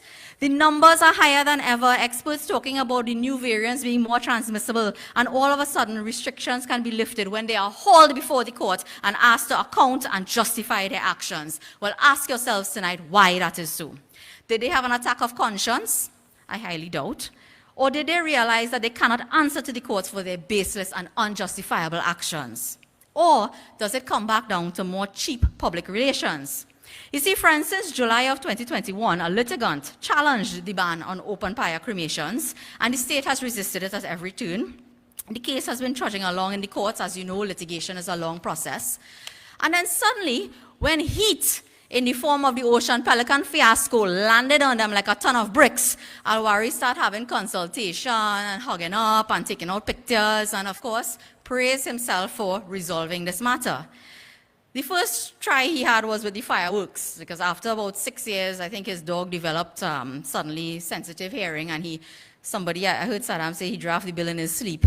But that fireworks exploded right in his hand before he could even launch it. For the first time, I think I have seen a cabinet lick down a policy that was put out there by its own legal advisor. Now, I mean, I could understand why. My poor little dog, Sonny Lal, everybody knows my dog, Sonny Lal. Sonny, who is also traumatized by fireworks, could have probably do a better draft of a bill than that. So Alwari, we don't come again with the new PR stunt, and that was lifting the ban on the open fire cremations. Well, it is not so simple, Attorney General. You cannot oppress people's rights for almost 2 years, deny them, and then swoop in and pretend that you are the supreme defender of rights and hope that no one remembers the hurt and the suffering and the financial strain that was placed upon members of the Hindu community. That matter is far from resolved. In fact, the state attempted to argue it is no longer urgent, but I am happy to report that the matter is not being derailed. It will go on, and we will ask the court to make a determination on whether constitutional rights were infringed. Many persons who were similarly affected had heeded the call of our political leader and have come forward, and UNC will fulfill its promise to you. We will petition the court to vindicate the rights of every single person who was affected by that capricious and arbitrary action taken by the state. So I echo the call of the leader to come forward if you have been so affected. This party stands with you. We stand in support of the rule of law, and we will never give up the fight to have justice for all citizens of this country. The PNM will not escape unscathed from this debacle. I mentioned before the Ocean Pelican matter, and that was really what, prompted these PR stunts. And I want to say to you tonight that we are very concerned about the investigation into that matter, which seems quite limited in its scope as to whether or not there was a breach of public health regulations, and of course how the owner of that boat got this license despite the minister's memorandum, which seemed to object it. But what about the allegations that the Attorney General was communicating with the investigator whilst the subject of the investigation was at the police station? Did a sitting Attorney General attempt to interfere, influence, or otherwise direct an investigation in a particular way? Did he communicate with the Acting Commissioner of Police? And is there an investigation into that course of conduct embarked upon by the Attorney General as recorded in the station diary of the Caranage Police Station by one Sergeant Adams? Did we forget about Sergeant Adams, who dutifully and in compliance with the TTPS standing orders made a note in the station diary about the Attorney General giving his version and interpretation of the law? A station diary, for those of you who do not know, is a contemporaneous record of what transpires during an investigation. It is used in court in everything from murder to malicious damage to substantiate the testimony of a police officer. So why are we not hearing about Sergeant Adams and his note? Tonight, I want to ask the Commissioner of Police whether a public official, the legal advisor to the cabinet, the person who defends the state in legal matters, in whose name litigation is brought, and who can give an interpretation to the law to an officer, and whether, in your view, this amounts to an attempt to influence the outcome of an investigation. In all your years of policing, Mr. Jacob, tell us, does this course of conduct not amount to an attempt to pervert or defeat the cause of public justice, and should there not be an investigation? Why is there no investigation? Is this, again, the parallel legal system at work? Well, I am saying tonight, enough is enough, and no longer will we accept that there is one law for them and another law for us. They cannot trample upon the rights of citizens, deprive them of representation, prevent them from having the types of funerals that accords with their religious beliefs, and then bend the rules to allow 100 people to gather on a boat, and if that isn't bad enough, attempt also to influence the investigation into the matter. Mr. Commissioner of Police, you finally admitted that AG Alwari contacted you on the night in question as well. And I want you to say tonight, is that the reason that there is no investigation? We are calling upon you to answer. As I close, my brothers and sisters, as you have heard, today is a very important day in the life of the United National Congress. It is the 12th anniversary of the day we made a very bold move to elect a powerful and brilliant woman to lead us. I want to congratulate my leader, our leader, on 12 years of exceptional leadership. Her strength is matched only by her kindness. She inspired a nation, particularly women like myself and thousands of others, when she became political leader and then prime minister. She has fought many battles, and today she continues to fight for you, for me, and for every man, woman, and child in this country. Kamla Persad-Bissessar is a leader amongst leaders, and right now, she is the leader that this country needs. The PNM have destroyed this country. Education is in a mess. Health sector is in a mess. Energy sector is in a mess. Infrastructure is crumbling all around you. As you heard Kimraj say, you have roads in the potholes. We have an election in Debe South on February 7th, and I urge you, come out and register your vote for our candidate, Kimraj Sicharan, as a show of support also for the United National Congress. Send a message to Keith Rowley and the PNM that what happened in Tobago will resonate loud and clear in Debe, and then from there, like a tidal wave all over this country. The power lies in you, my brothers and sisters. It lies right here in this finger, which you must dip in the ink when the time comes to save yourself and to save your country. Join us, be part of the revolution, the people's revolution that will bring peace and prosperity and good leadership back to our beloved country. Long live the United National Congress. This is the revolution, the people's revolution. This is the revolution. I want to hear everybody sing. Everybody sing freedom. Man and woman sing freedom. Everybody sing freedom. Freedom. Everybody sing freedom. Man and woman sing freedom. Thank you very much, Senator. You know, while the Senator was speaking there, enough is enough. I remember I was there in that protest, in that pray and fast march in Port of Spain, when those tear gas were thrown into the crowd. I was there dodging tear gas. It was a real strange, hard, sad experience to see that people were just marching, singing hymns and praying, calling on for us to be, come on. You know, something came to me today. I remember the Prime Minister then, when he was in the Manning cabinet, and he asked the Prime Minister, Patrick Manning, then, if a cabinet cannot call its Prime Minister to order, then God help us. You remember that? Well, I am saying tonight, if Trinidad and Tobago, the people, and I don't want to say Tobago, because Tobago already called him to order. If Trinidad, the people of Trinidad cannot call the Prime Minister to order, God really help us. Tonight, again, I have the opportunity for our next speaker is no stranger to the UNC virtual platform, a veteran UNC stalwart. The PNM trembles every time he rises to speak in the parliament. Please welcome to the platform the lion himself, Dr. Rudal Muninal. People's revolution. Come on, people. Let's move. Come on, people. Come on. People crying out for justice. Some of them crying out for freedom.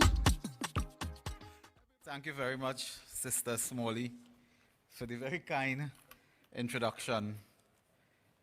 Political leader, the Honorable Kamla Persad-Bissessar, parliamentary colleagues, members of the National Executive, platform speakers, tonight it's a great pleasure to be here on the platform of the United National Congress as we bring the issues to the people of Trinidad and Tobago and to our supporters, well-wishers, and the UNC family across the globe.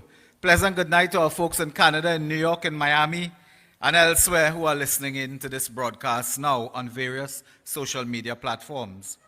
Brothers and sisters, as we reflect today on the state of our beloved country, we must conclude that this country is collapsing day by day.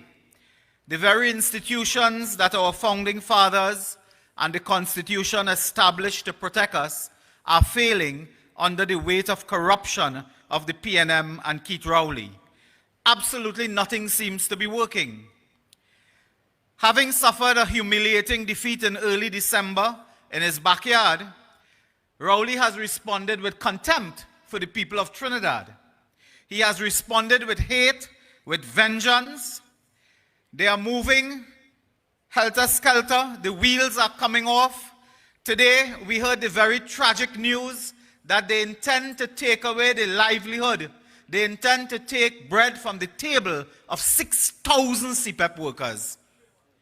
Mr. Endarising has spoken and has sent a release on that, but it's something we must bear in mind that at a time like now, when you don't have food, you do not have jobs, many people, when there are households where one person is working in CPEP and that entire household depends on that income, that person can lose their job because of the Rowley administration and their hate towards the people, while they tee off comfortably and enjoy their life of luxury and office. Brothers and sisters, they hired a sham committee to investigate the COVID disaster where over 3,200 citizens of this country have died from a preventable virus. From a preventable virus. They hired a committee, and it is a committee really to walk about. It's a walkabout 1 week committee that will say nothing and do nothing to undermine this government and Rowley. This is the day and age we live in. Nothing seems to be working. This Prime Minister doesn't have not one single achievement to show after these years. You know, I reflected, every Prime Minister of this country has something to show. Eric Williams we could say Point Lisas. George Chambers, Mount Hope. A&R Robinson, the Deepwater Harbor in Tobago. Patrick Manning, the waterfront project, Port of Spain, correct? Basdev Pandey, an international airport. Kamla Prasad Bisesa, we'll talk the rest of the night if we call these achievements. The Children's Hospital, the UE campus in Debe, the Mayaro Fire Station, 10 police station that we built, 100 schools, 8,000 housing units, the highway from San Fernando to Point Fortin, we're talking about that just now. The sporting complex in Couva, sporting complex tennis center in Tanapuna, and we can go on and on and on. Kamla Prasad Bisesa, what Rowley has to show? I think he has to show a goat farm in Tobago. That's the only thing he has built there. So you give away 3 sheep to Vision and Mission. We give hundreds of thousands of dollars to strengthen that institution, to help those who, when they release from jail and so on, fill up boats and he give 3 sheep. That is his contribution to such an important institution as Prime Minister of this country. Brothers and sisters, so Kamla Prasad Bisesa, as we celebrate her 12th year in office as political leader, today has much to be proud of for her tenure as leader of the United National Congress and her service as Prime Minister of the Republic of Trinidad and Tobago. The first issue I wanted to deal with tonight, brothers and sisters, as I said, everything is falling apart. Everything. We raised an issue in Parliament a few days ago, and Keith Rowley, who is the line minister of Unicot, pretended he didn't know. I asked in the Parliament a few days ago, is it true? Can you confirm that a multi-million-dollar, in fact a billion-dollar project, brothers and sisters, the Port of Spain General Hospital Central Block project, whether that has collapsed? The Prime Minister, I don't know, somebody threatening and thing. He's a line minister for Unicot. He said, I don't know. I have in my hand here a letter from Shanghai Construction dated November 5th, 2021. This is a letter from Shanghai Construction, and it is addressed to the Chief Executive Officer of Unicot. The address is given there. And this letter dated 5th November 2021, I will say something about the letter, but it says, as of November 19, 2021, the contract comes to an end on that date. So this contract, $1 billion, came to an end. You all remember? When they came into power, they went to Parliament, and every week they said the UNC and partnership, we didn't build the central block. Don't mind we build Arima, we built Point Fortin, we built the teaching hospital, we built the Couva hospital. But we didn't build this great central block. It was going to fall down, and thank God they came on the scene, and they're proud. Well, they're proud the $1 billion contract collapsed. Gone through. And they have spent and will spend on this failed project $300 million down the drain. Brothers and sisters, Michael Zhang, I think, who's head of Shanghai, says, and I will not go into a lot of details on it, he says this contract has suffered essentially because of late delays to the site, refusal of government officials, FIDIC engineers and so on, to meet and treat with us in a timely manner. It's the failure of project management. You know what is fascinating about this one too, Jillian? When we built the Couva Children's Hospital, which the same company built, on time, within budget, the most beautiful hospital in the Caribbean, on Cane Land, in Couva.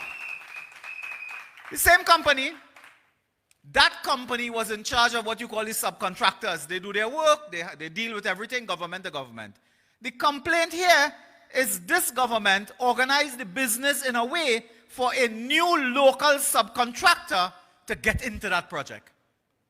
And whereas Shanghai had been contracted to do the works, the government arranged their business so a local contractor will sort of bully their way in to the project. And they expressed grave concerns that this contractor, while coming in within under what was budgeted, they were coming in with substandard work, substandard material, and they deemed that subcontractor dangerous. Dangerous in terms of steel fabrication and integrity of their work and so on. They said this is quite extraordinary. This is the corruption we speak about. Who is this subcontractor, we ask, that the government wanted to get in that project that eventually caused the collapse of the project?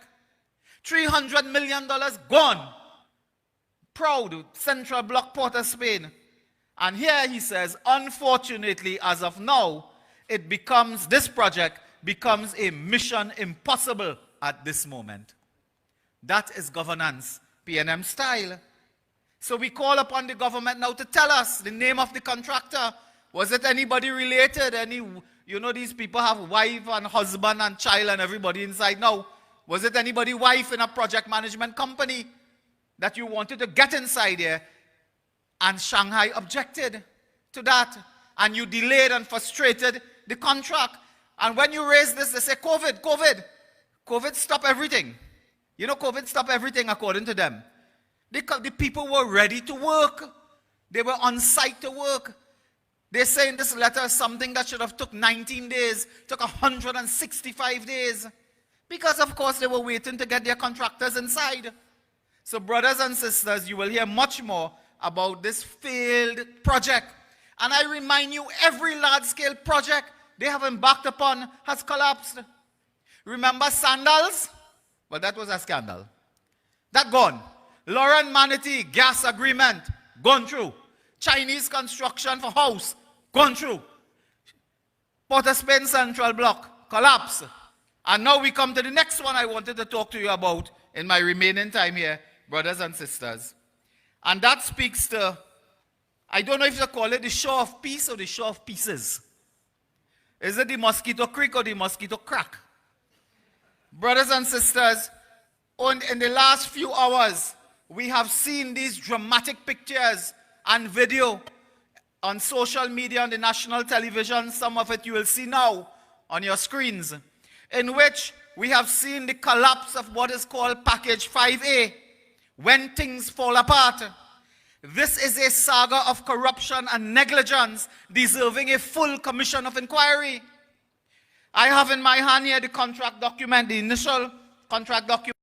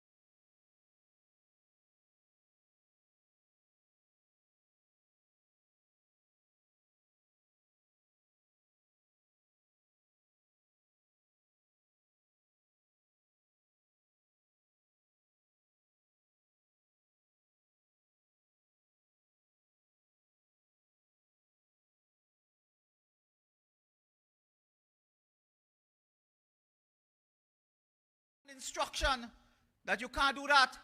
Material must come from a place called Studley Park in Tobago. That place is linked to a particular businessman and a particular high official. Linked to that, contractors were told, they were bullied, that you have to take material from there, and that material should come to Trinidad for large-scale construction. Contractors say, okay, they're looking to make money too. And I want to tell you tonight, I cast no aspersions on any contractor. All these contractors worked when we were in office and delivered their projects above board, within time, within budget. I tell you that. So it's not an issue that we are attacking contractors necessarily. But they had to buy these materials from Tobago. The other thing that happened at that time, I don't know if some of you may recall, they were boasting that they're reducing the cost of everything the partnership did.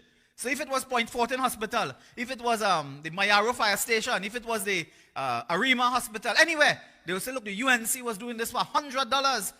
Look, we get it done for $60. We save 40, and they beat the chest, boom, boom, boom. That's what they were doing. While they were doing that, they were reducing the scope of works. They were cutting down projects. They were taking shortcut. And more importantly, they were going to use substandard materials. That is the risk that they took when they went on this campaign to show that anything we did, they could do it $1 less. But apart from that, tonight I ask the question, are there contractors on the San Fernando to Point Fortin Highway who are also contractors that have been involved in the construction of the 5-story multi-complex Balize house in Port of Spain? What is the link between contractors on the highway who are also pouring concrete in Balize house? When these things happen, you must ask yourself, you all remember a famous story in Tobago? They said one day gravel and sand started to walk in Tobago. It walked from one project to the next project. Today, brothers and sisters, we call upon the Prime Minister to fire immediately Rohan Sinanan if he fails to resign. You cannot preside over a contract of $280 million, and when you look at the Mosquito Creek by the hour, it's cracking up like Crick's biscuit down there. The Mosquito Creek has collapsed, and they came with foolishness today to tell us, well, that segment, that was really one of the highest risk areas. It had, that place, it's bad. They had a road there for 42 years. People forget it had a road built in 1980 for 42 years. The road never collapsed. You come in 3 years now. But you see, brothers and sisters, this is karma. This is poetic and cruel poetic justice. When we left, they said all the contractors built EMBDC road in Golconda, Barakpo and thing. Bad road. 7 years now, they're trying to get scientific evidence, digging up the ground to see if we build bad road. In less than 3 years, the road collapsed. Today, if you have a big van, you can't pass there. Or 80 wagon, as they say. You can't pass if you have that. So, brothers and sisters, this is their track record. It is the corruption that allows that to take place. And the issues, they are simple, brothers and sisters. We see them already. Brothers, $280 million they have spent on that project. And they use substandard materials. Nobody is saying the rocks and whatever come from Tobago, the quality, the size, what they do. Somebody was talking about piling the side because they have some hydraulic stress on the road and other tidal variations and so on, technical terms. But what it means is that they did not implement proper engineering designs. They did not factor in all of that and come with this thing today. Well, that was always a high-risk area. High risk, my foot, everything is high risk. It had a road there for 42 years. And they have squandered today. They have paid on that project, incidentally. We understand. They have paid $200 million. That little piece they're showing you on TV, they take the same tarpaulin that they cover the helicopter with, and they cover the road now. Same tarpaulin. Remember? They drag out a helicopter in the night on that tarpaulin, the same tarpaulin. They cover the road because they don't want you to see it, of course. That little piece of road that you see there is going to cost $50 million. The reason is the same material for the segment.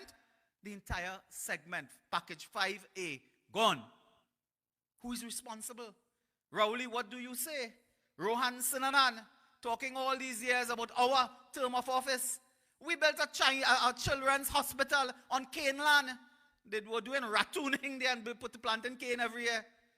Anything fall down? Mayaro Fire Station, they told us an earthquake would lick away the hospital. Mayaro Fire Station is on a hill by the sea, standing strong. Brothers and sisters, they're trying to fix the highway, to build a highway, and the highway has collapsed. If you see how it's looking like Parata Roti now, that's how it's looking when you go down there.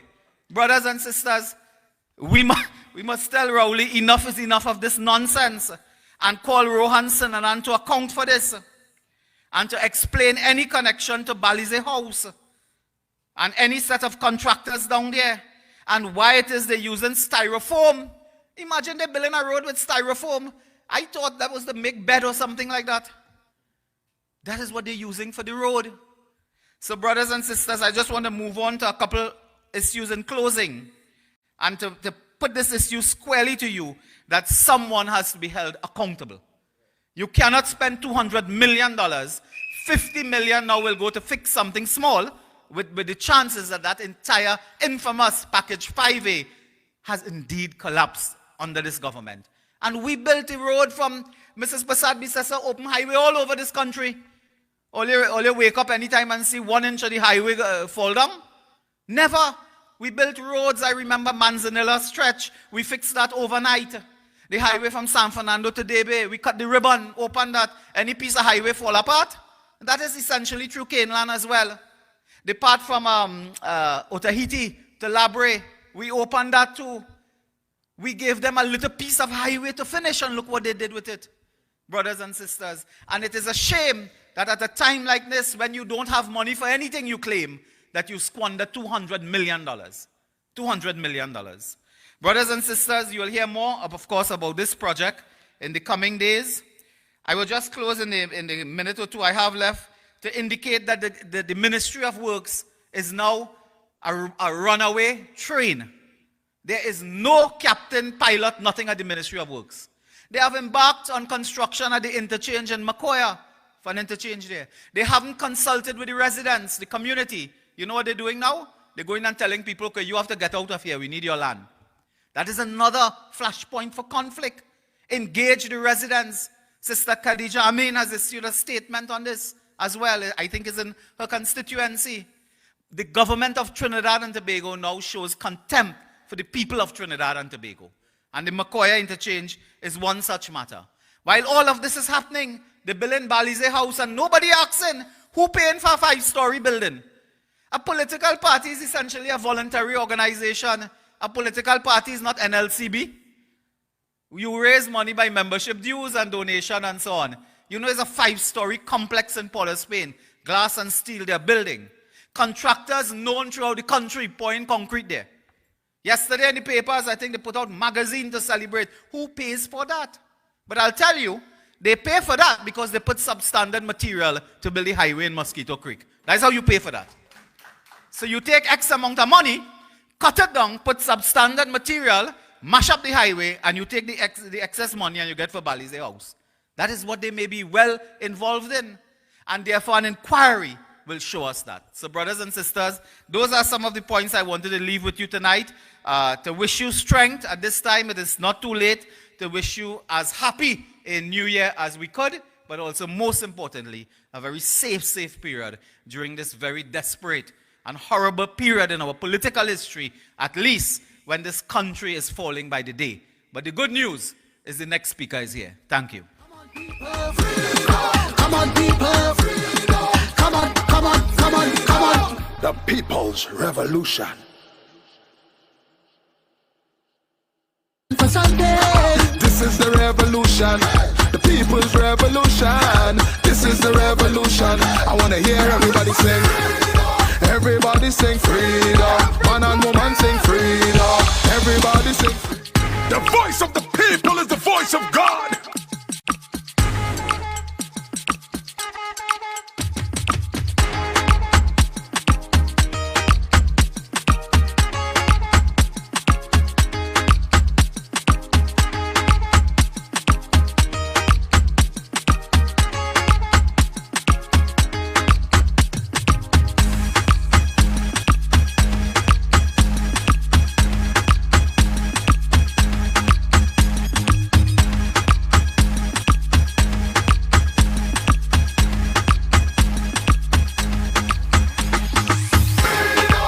Everybody sing freedom. Man and woman sing freedom. Everybody sing freedom. Freedom. Everybody sing. From the house of the rising sun, the first woman Prime Minister, the first woman Attorney General, the first woman to lead a parliamentary political party, the first woman opposition leader, introducing the revolutionary people's leader, Kamla Prasad Bisesa. Come on, come on, come on, come on. The People's Revolution. Thank you very much. Good evening, all with us here in this space, and all the others who are in another space. Thank you for joining us this evening. And I want to thank all the powerful, dynamic speakers, and I'd give them a round of applause, please.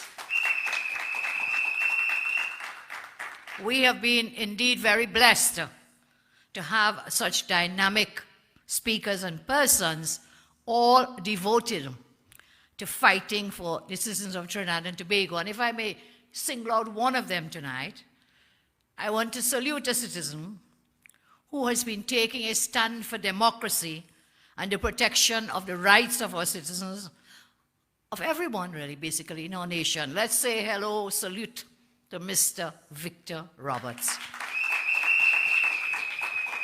Now, Victor spent 3 days last week standing peacefully, standing, not sitting, standing from 6 a.m. to 6 p.m., peacefully outside the Hall of Justice. He did this all in the name of defending rights and our democracy against this wicked, vicious, corrupt, incompetent, rowdy regime. I had the pleasure of visiting him, as many of us did, and during that protest, and I spoke with him. I want you to look at this video for a moment. But what, you've been standing all day? Yeah. How do you feel? Normal. So why are you standing and not sitting? Well, they said I cannot sit on the step. It's against the protocol in front of the Hall of Justice. So what is the law? Is there a law that says you cannot sit? No, there's To the best of my knowledge, there is no law that prevents you from sitting there. Yeah. Well, look, I will obey. I will obey.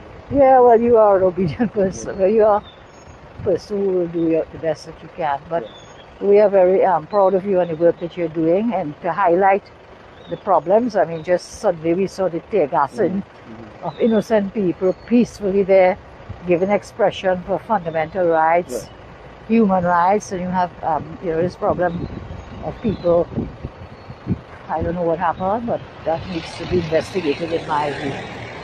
But what you hope to achieve from what you're doing? Well, actually, I am highlighting three basic things. One, the death of our democracy, the amount of COVID-19 deaths. We need a forensic investigation into that. Well, you have been calling for a commission of inquiry, of course, so you could get people to give evidence on oath, and that way people publicly give it. So you don't want this committee, closed door committee, can't work. Yes, so the investigation into the number of deaths. Right, and thirdly, justice for all, because it seems as though there's one law for the PNM and another law for the whole country. That is what it seems to me. So I am highlighting this and trying to mobilize the people to understand and to take a stand with us to force this government upon you.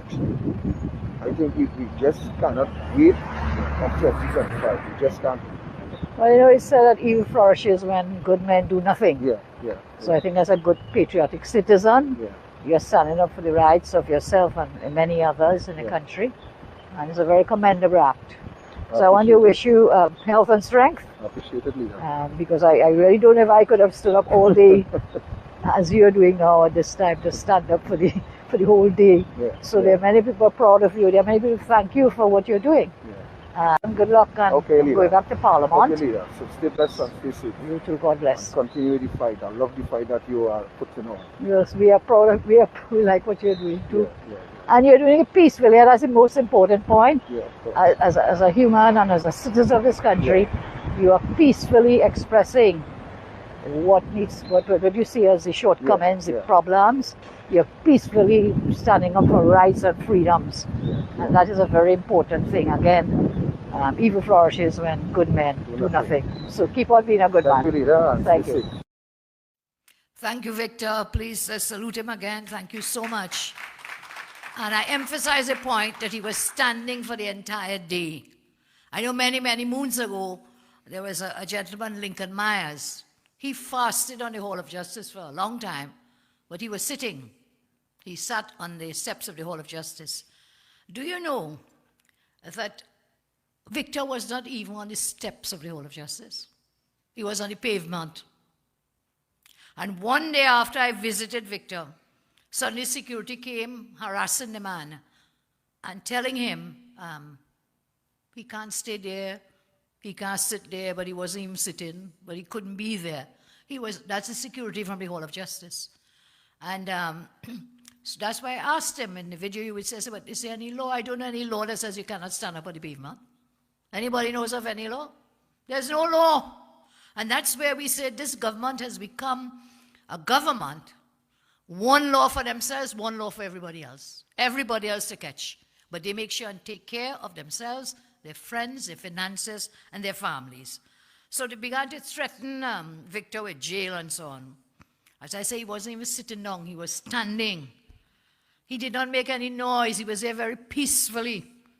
And what they want to do, lock him up and jail him. They say, now there's no evidence to charge Rowley for breaking COVID regulations when the man openly confessed that he was breaking the regulations, but you want to lock up Victor for standing up on a pavement. So if you wanted to know why Victor was standing there, he told us tonight. He spoke here and we heard him there. And my concern is this is happening throughout Trinidad and Tobago.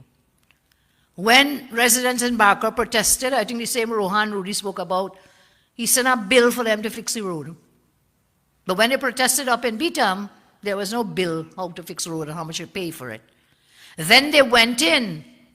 They used policemen to go into those areas, harassing the citizens, those who had been out in the protest and so on. One of them is a strong UNC activist. They gave him some kind of traffic offense or ticket offense, harassing citizens for expressing peacefully, standing up for their rights. And so when it comes to tear gassing children, they have no problem in that. They have no problem in tear gassing citizens who are peacefully demonstrating. But yet, when a man openly breaks the law and he says, I broke the law, in Tobago I was on the beach and I broke the law, nothing is wrong with that. He gets off scot-free. But you want to harass Victor, you want to harass residents everywhere else who stand up for their own rights. I want to say, therefore, the UNC has launched a legal committee. Yes, we have lawyers helping when things happen, but we are formalizing that arrangement so that we will use this legal committee to protect you when you are being threatened and harassed and being abused by this wicked government through the arm of the TTPS. This committee will provide legal services for anyone where your rights are being trampled upon by this dictator government. Anyone. Now that could be, they didn't want to give you, remember, permission for the open fire cremations, for those rituals and so on. They want to force you to reveal your private medical information. And what is the stick, the big stick they're holding over you is if you don't disclose it, you can't come to work. Don't come to work, you're not getting paid. Want to get your private medical information, again, that is your right. That is your constitutional right. And so we are saying anyone being discriminated against, anyone being abused by this wicked government, the UNC will stand with you, we will stand for you, and we will fight for you. And so we will show this dictator Rowley that the people of this country are no pushovers. And therefore, we fight for your rights, and I want to make it very clear, come to the MP's offices, go to the councillors' offices, and let us please take your facts, and we can see how best we can help you. However, I'll put a disclaimer on this. We will not participate in assisting you with your private law rights. Because if you cannot afford private law rights, that's like where you have a dispute with your neighbor, a dispute with somebody else about property or lands, those are private law matters, and you can go to the legal aid authority who will give you free legal advice. So you're not left in the cold. But when it comes to abuse by the state, by the government, or their entities, we will stand with you and fight them for you. Because those cases, very few lawyers take them. I think Anna Ramlogan is one of the most outstanding lawyers when it comes to public law. So in the public law arena, we will stand with you and we will fight for you. So, Rowley, be warned. Already your AG has lost so many cases. And you know, they will stand up and cry about the lawyers from South. What do you have against lawyers from South? When it is the lawyers from South who stand up and fight and they win the cases. And you know, like you forget, Faris, that you are also a lawyer from South. When you're condemning lawyers, have you abandoned the South? Well, we believe you have, because the constituents in San Fernando are saying daily, you are doing nothing for them in San Fernando. So you've abandoned the Southland. Abandoned the Southland. So here we are. We offer this service free of charge. Did I say that before? Let me make it clear. Legal committee being set up, and there are many lawyers, again, in the UNC, as we have many doctors in the UNC, as we have many others, plumbers, teachers, taxi drivers. We have people from all walks of life. I think Victor put it right. All races, all creeds, all religions in the UNC. And we are a competent set of people. Munila talked to you, the Bill Road, it collapsed, the contract in the hospital block collapsed. Can I tell you something? This government has collapsed. The Rowley government has collapsed. And what is going on with them? They are so busy fighting among themselves, they don't have time to deal with the issues in the country. You may want to know how I know that, but Rowley, I'm not telling you, go and ask them. Your own people, your own MPs and ministers fighting among each other. What are they fighting for? They're looking for the day they want to replace you. So those of you who worry about who replacing me, I thank God the UNC gave me 12 years as your leader. 12 years, I thank God. I thank you in the UNC for your love and your support throughout all these years. It's not easy, but whoever said life is easy?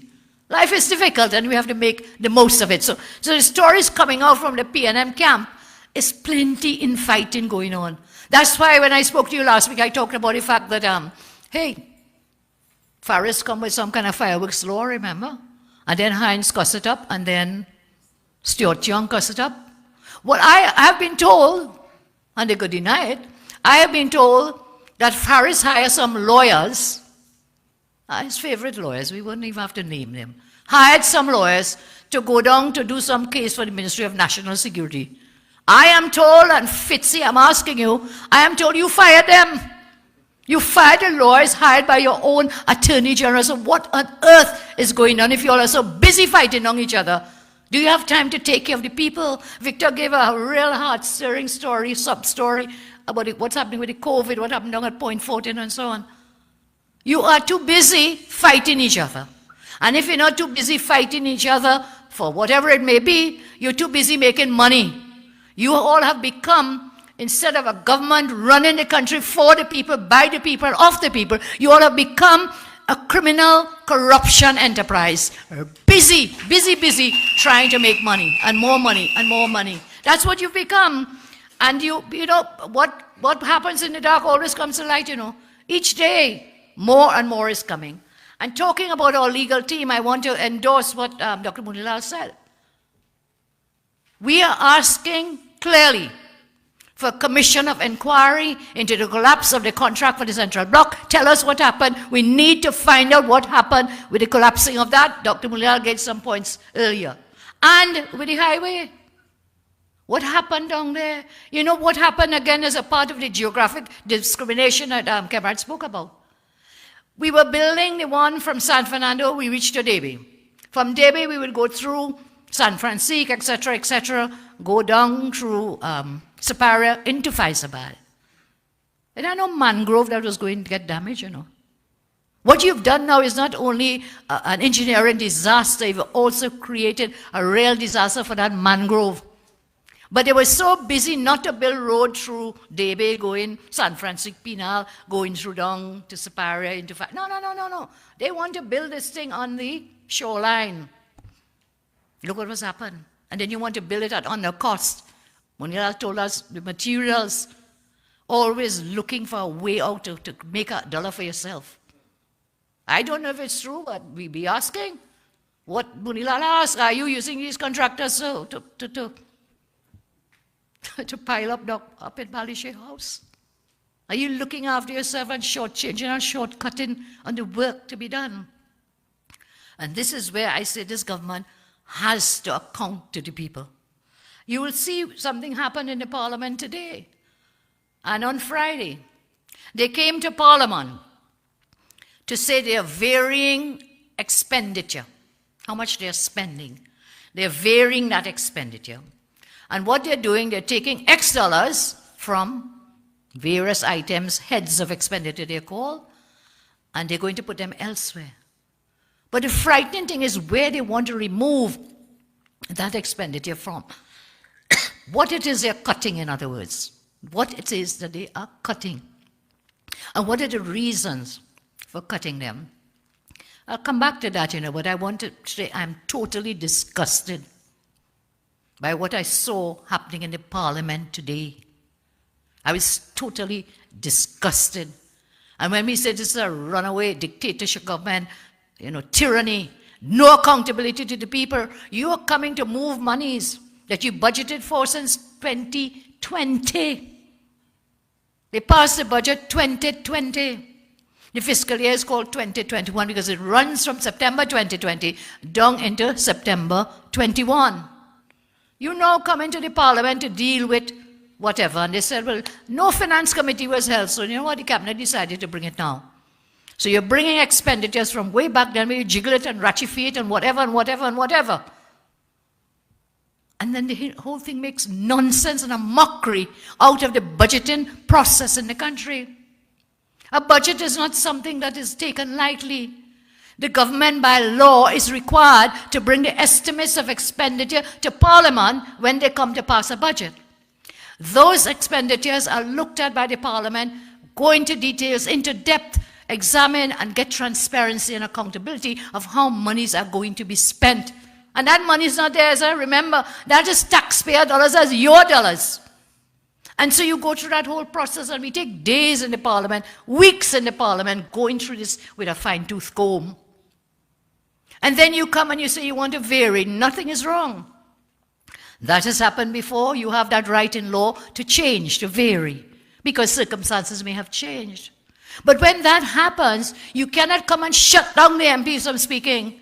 You can't stop them from raising matters and issues in the parliament when people are trying to find out, the MPs, on behalf of their constituents, why did you cut the ADB vote? Why have you cut down the Agro Development Bank? Why are you cutting that? When we are saying agriculture is the most important thing in the country, we need to feed ourselves, we need food security, we have to grow more, we have to do more. Why did you cut that vote? Why? So when MP Tanku tried to get an answer, the madam got up, the government through the madam got up and said, no, you can't ask about policy. You can't ask about that. So you are entitled to give us zero allocation. Zero, Not just a cut, it was zero to the Agricultural Development Bank. Oh, you could do that, but we must ask why. We must find out why. Why is it that it is that the farmers, they say, oh, the bank didn't ask for the money. The bank did not ask for the money. Well, I don't believe that. I don't know if you believe it, but I just don't believe it, Mr. Embert. I don't. The bank didn't want money. You want to tell me farmers out there and they don't need the loans? Why don't you be honest with us and tell us that what is indeed happening is you're incompetent. God, I almost said something else. You're totally incompetent. Minister of Agriculture has been promising and promising and promising that he will do something about land tenure for the farmers. Because that's a major blocker.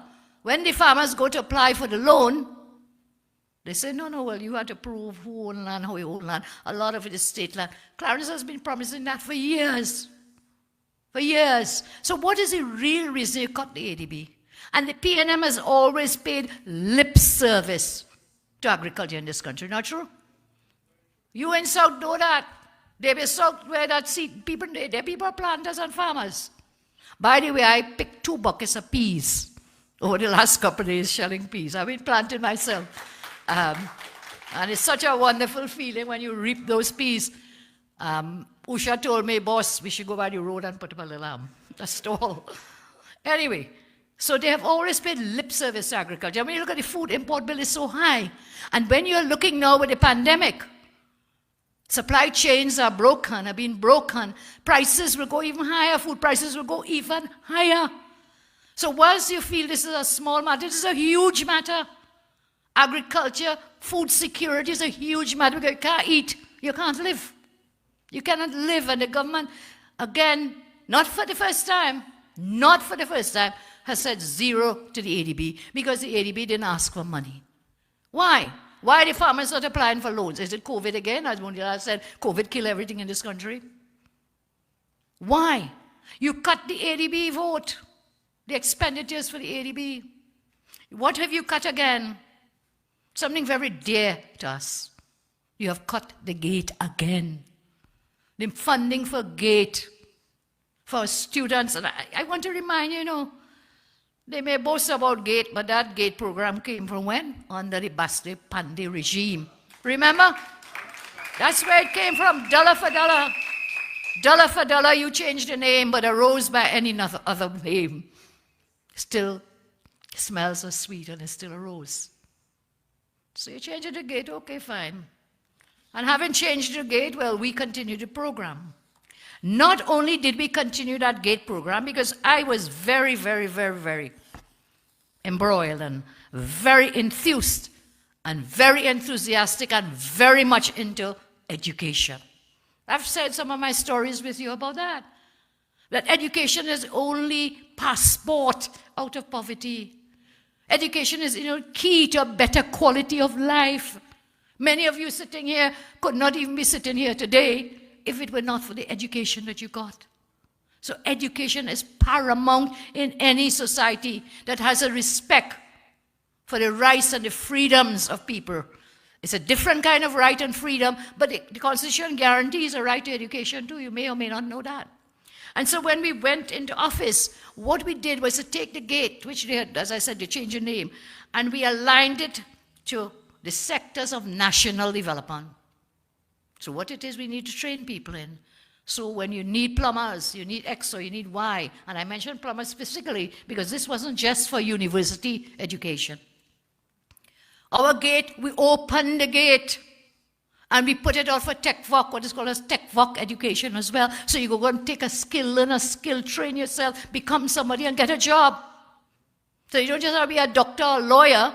You can be a plumber, you could be a mason, you could be a carpenter. All of this we were doing through the GATE. We opened that GATE to allow these students in, and in terms of national development. And the changes we made supported a very robust and relevant tertiary system. And I can boast today that under our watch, we increased participation in the tertiary education sector up to 62%. That was a great achievement. A great achievement.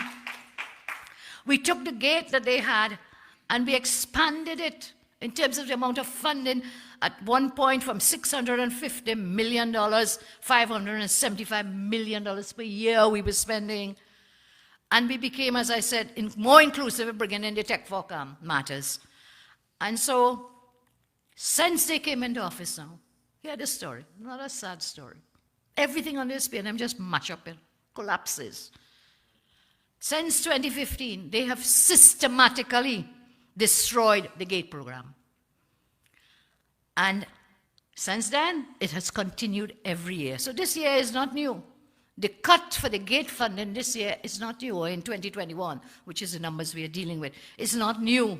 They have been doing it from the time they came in. In 2016, the funding for GATE, they dropped it down to about $435 million. Remember, under my watch, my last year in office, $650 million to go for GATE for children, to educate our children. First year, 2016, dropped to $435 million. They brought in the means test. Do you all remember that? The means test is to keep their friend and family and finances in place. That means test wasn't to help the people who really needed, the poor people. So that also decreased the numbers who would benefit from the GATE. At one time, they say if you're over 50 years, you can't get GATE. They changed it again to say, hello, you could only do 1 degree and 1 postgrad. So suppose you're real bright and you want to do 2 degrees or 3. No. No sense about what is development and how a country develops. It is through creating skills. You know, if a large company comes here into Trinidad and Tobago, what are they looking for? Skilled people. So even before they come, they want to know what kind of skill, what kind of labor, not necessarily labor, but the skilled labor force. That's what they will be looking for. That is why under my watch we had $48 billion in foreign direct investment. $48 billion we were creating a society that was tech savvy. You know, the other day I got an email from somebody, and the guy sent it, a young man. He said, you know, I'm sending this to you to thank you so much that when I was in secondary school, you gave me a laptop. How many years was that now? He says, and when I'm now in university, I'm using the same laptop. All those thousands of children we gave that laptop to continue to have the laptop, to take them through, to be tech savvy, to live in a technological world. That's what we were training our students for. That's what we were using the gate for. But they have no understanding or idea of the importance of that kind of education and that further level of education. And so they brought in this thing, as I went off on that tangent because I was talking about this, and you can't get gate for 2 degrees. Well, I have more than 2, by the way, and I didn't get any gate. And I never got any scholarship because in my day, people like me could never get a scholarship. I was a student in London, I've told you before. I work as a waitress. I work as a clerk in the Church of England Children's Society. I worked and put myself through school with a little help from my family and friends. That is why this thing was so important to me when we were in government, to have that gate for children to better themselves, improve their quality of life. And when they improve theirs, then their parents and their families also get improved. But no, this government has no care about that. They don't care, and so they've cut the gate fund. And I'm saying repeatedly and using all kinds of stories. This one about you, if you're over 50. Well, I'm over 50, so what's wrong if I want to do another degree? What's wrong? I have several of them. I did very well in them, if I boast myself. But if you don't say about yourself, who will? Somebody has to say it. Someone has to speak it. And so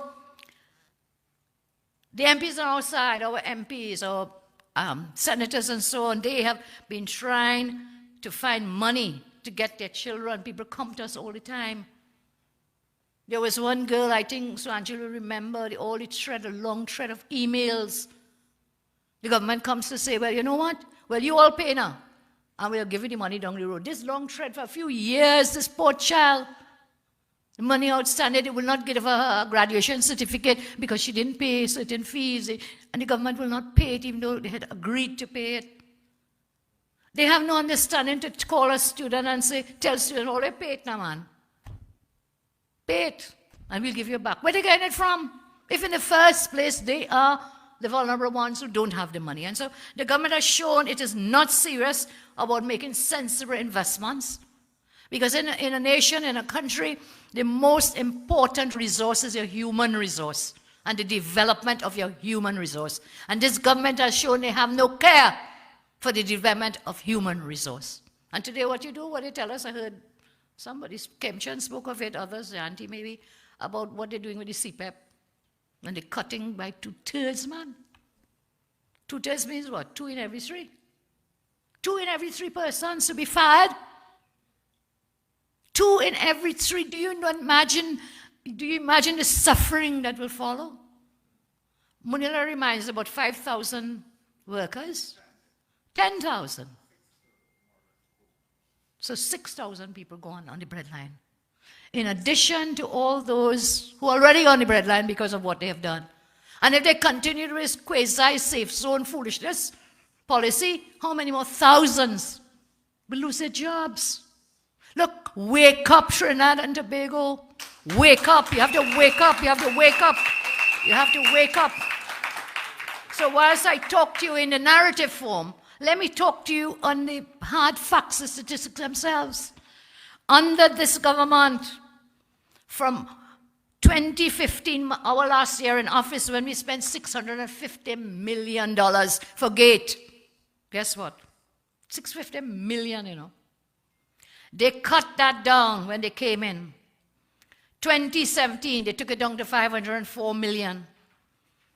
2018, they took it down to $434 million. In 2019, down to $435. Remember where we started from, eh? $650 million. Down in 2019 to $435 million. 2020, about $435. And today, they approved in the parliament to $320 million. So they've come from where we were, $650 million. You have cut the gate and brought it down to less than half, about half. About half, 320.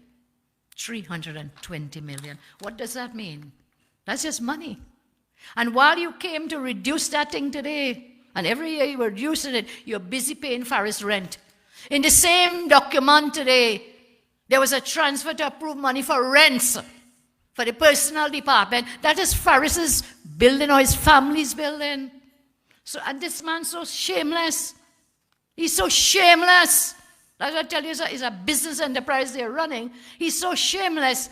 Not only did he vote yes in the SFC on Friday, the Finance Committee, when this matter came up, he voted yes. And then when he voted that just before, he said, I declare an interest. I declare an interest. And yes. Faris, why you didn't recuse yourself? And today I saw him on the TV, looking lean, mean, and hungry. Saw him in the parliament. And there he is. Janty, if you see the fellow boy, something going on. I don't know if it's already fighting in the cabinet and in the ministers, but anyway, pressure. And there he is, talking on the same bill. Shameless. You declare you have an interest. He didn't tell the parliament on Friday what the interest was, but we know. So the building rented and the rental to be paid is for that personal building, which is where Alexandra Street somewhere. And today he's talking in support of the bill. You should have recused yourself, sir. You should not have participated in that debate. But again, that's what this government is about. Friends, family, and finances. So I'm back onto the gate, all these gate cuts and so on that happen. What is the effect of cutting the gate like that? Of course, they get more money to pay more rent, maybe. But what is the effect on the children?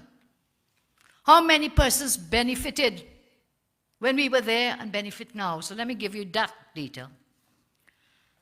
For fiscal 2016, 2015, again, under my watch, our watch, 59,605 per children benefited from the gate. Not children necessarily, but students. You go down now, in 2016, they set up a task force. They love to set up task force and committees and think that nothing will happen. Huh?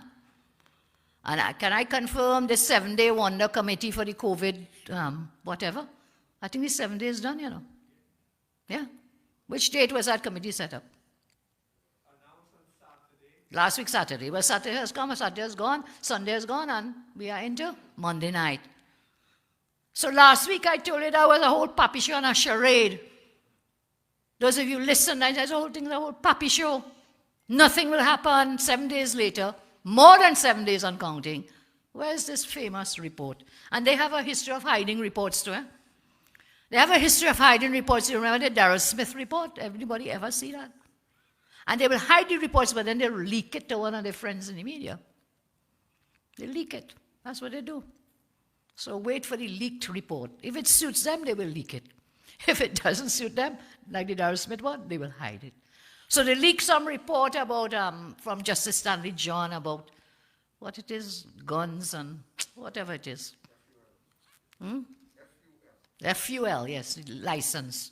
So that leak out a whole big page and so on in the paper. But let me get back to the gate, because it's a very important thing I want you to understand, because this affects every citizen in this country. It affects all our children.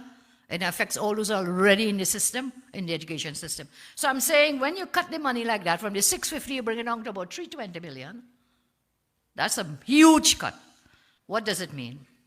I told you in June 2015, our watch, 59,605.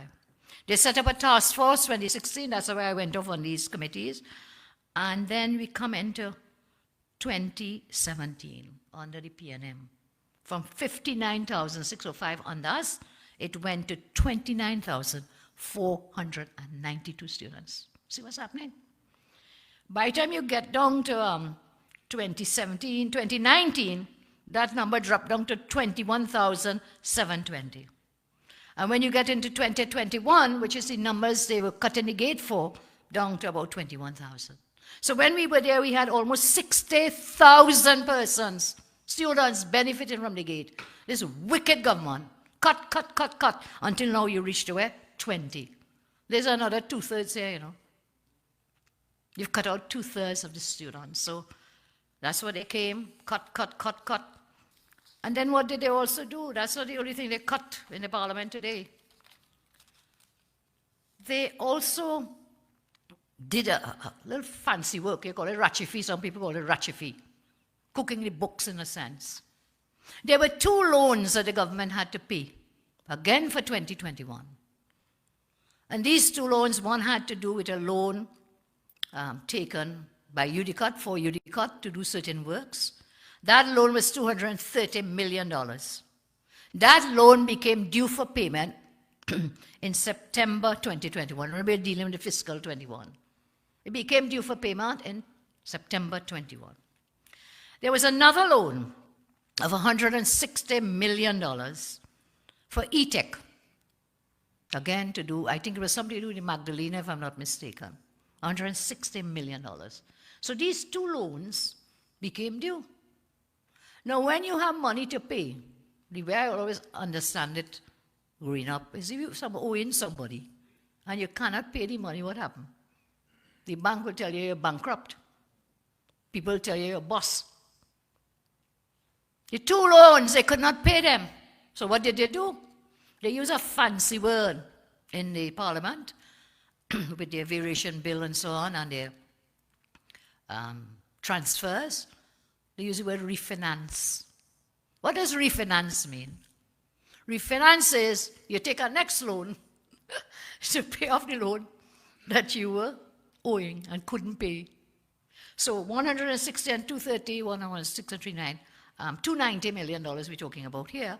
They take more loans, other loans. And again, when MP Tanku today in the parliament, this wicked set of people trying to get some kind of clarity, transparency about how you're spending taxpayers' money. Okay, you refinanced it. What are the terms of this refinancing?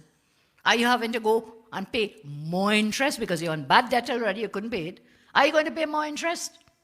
Are you extending the length of it? How much more is it going to cost us? Hey, and very important, he asks, who is the person you took the loan from to refinance this loan?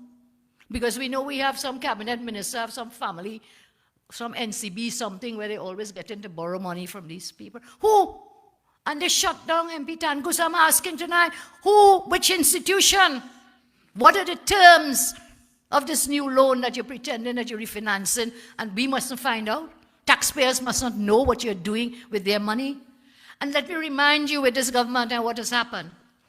Under this government, we have seen they have taken our country into the valley of debt.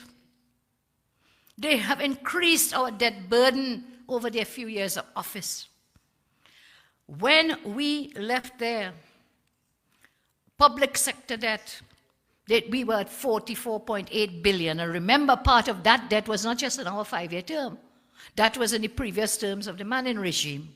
So at that point in time, in 2015, debt, meaning money owing, meaning your taxpayers' dollars that have to be paid, stood at $44.8 billion. And do you know what has happened now? Do you know where that is now in their few years? 122.19 billion. 122.19 billion. Somebody good at maths will work out how much that is per person that is owed. Government took us increased our debt by $77 billion. $77 billion. And then when you come to what you have to do, you have to pay something called charges on public debt. But let me just share the numbers. So I'm saying when we were there 2014, our last full year in office, 2014 to 15, public debt stood at that amount that I shared with you, 77.3 billion. And they have taken us up to 122 billion and counting. Because these are the numbers we have up so far as actual verified by the central bank. And then we come to charges on account of the public debt. So because you're owing all this money, guess what? We have to pay charges on the debt. We have to pay charges on the debt. So in addition to the money, you have charges accruing. And when we look at those numbers, my God, look at it again. Charges on the public debt, under us, 4.7 million. This government, as September 21, charges on the public debt, 11.3. $11.3 million. So in addition to the 122 they're owing, these are the charges coming out of yours. Can you imagine if we didn't have to pay all these charges, how many roads could have been done? How many schools could have been built? How many health centers could have been constructed? You're talking about billions of dollars lost into the valley of debt. This is where this government is saying. So you come to Parliament, you know. The Parliament is a place to come and explain yourself. But the Speaker tells poor Mr. Tanku, MP Tanku, sorry, sir, you can't raise that. You can't raise policy things. You had to stick. So what did they expect us to stand up in that Parliament and do today? What? To say, oh yes, the government wants to cut the gate. The government wants to cut the ADB. The government wants to refinance. Or yes, agreed. No, it's not going to happen. We will fight you in the Parliament and we will fight you outside the Parliament. Wherever it is, and we will fight you in the courts of law in Trinidad and Tobago. And we will not give up on this fight in the Parliament, outside the Parliament, in the courts. We will not give up until you are removed from office, Rowley. We will not give up. We will not give up. You came last week with something called some special economic zone something. Bill. They brought a bill. I'm sharing really because I know Parliament takes place during the day and you don't get to spend time listening, and then it's a little language maybe a little complex, so to break it down so you'll understand what's going on. Came with something called special economic zone last week, okay? And what were they doing with that? They were moving to repeal, in other words, kill something that existed there from since in the 80s, something known as the economic zones. But now they call them, they want to change the name, special economic zones. But they're more deadly. They were more deadly than just trying to change the name. Because they came, first of all, to say this is about, what? This is for investment and diversification and to create jobs. Lie, if you ever realize. Those people stand in the Parliament and lie with a straight face. I remember the same Faris, who is a South lawyer, by the way, in case he forgot, I'm reminding him, I told you that already. He stands up in the Parliament last week and lied about the global forum and taxation issues and so on. They came to tell us this bill is for all the glory I just mentioned. Divestment, investment, diversity, blah, blah, blah, blah. And they were really trying to hide what was their true intention, which was to help to get us off the EU blacklist. That was like a side win. But that's what they came again, because up to today, with all Faris rant and rave and all that he keeps crying about, we are still on the blacklist. We are still on the blacklist. And then Faris got up to try to make it look that these obligations that the Special Economic Zone Bill was dealing with, that this is what my government put us into. Lie. Well, thank God we had Saddam Hussein in the Parliament. Saddam got up right away and put him in his place for lying. Saddam had documents showing it was this government that took us there. So, how about these special economic zones now, okay? This is something that Rowley has been preaching since 2016. They have not got it off the books. They have not got it. And that's another thing, you know, they do implement, they just talk. Like NATO. No action, talk only. That's the Rowley government. No action, and it's not the kind of action you thinking about, Cook. It's not. No action, no implementation. Where is the pepper spray? Where's the pepper spray legislation? Young Andrea Barrett murdered, God rest her soul, Miss Riley and so on. Big noise, pepper spray every day, Ferris, pepper spray, pepper spray, pepper spray. Well, where on earth is this pepper spray legislation? When are you going to get it off the books that say no action, talk only? Only hot air, hot wind, they cannot implement, they do not implement. So this free zone thing and now change into a special zone thing, not going to work. I mentioned to you about the FDI and so on, but let me tell you something with this thing. What concerns me a lot about it is that the board for this SEZ, Special Economic Zone, is going to be handpicked by the minister. And what will the board have to do? What are the functions? The board is the body that will grant you a license to operate a special economic zone. So what's wrong with that? Nothing is wrong with that. But when it's a hand-picked board by the minister put in friend, family again, and financiers on that board. And when that board is making its recommendations, it's still the 3 Fs, friends, family, financiers. And why would they want to do that? I'll tell you why. You know what the law, the bill that they passed, you know what it allows? If you get these special license and so on, you get in tax exemptions. You will get no property tax. You will get no VAT. You will get corporate tax off. It sounds to me like that scandal Munila talk about, the sandal scandal. Remember they had 25 years when they wanted to set up sandals. 25 years again, all this thing tax-free and free and free and free and free. So we have to watch them with a hawk eye. Because they never do anything without helping to benefit themselves, looking to benefit themselves. So those special economic zones, very troubling. And you all are not understanding. I wouldn't say you don't understand. Maybe you're not hearing, given the time, of what they're doing in that parliament. The parliament is the seat of our democracy. It is the seat of democracy that creates your rights and your freedoms.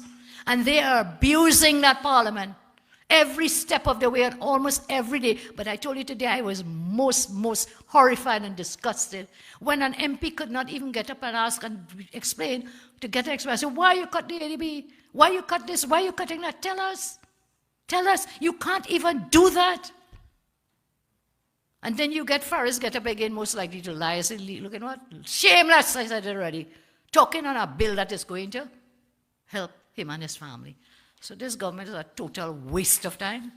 As I said before, we will not stop. We will fight them in the parliament, we'll fight them outside of the parliament. And we'll fight them in the courts, and we will never stop. We will not stop. And in that breath, I say to you, thank you for the 12 years of support you have given to me as leader of this great party.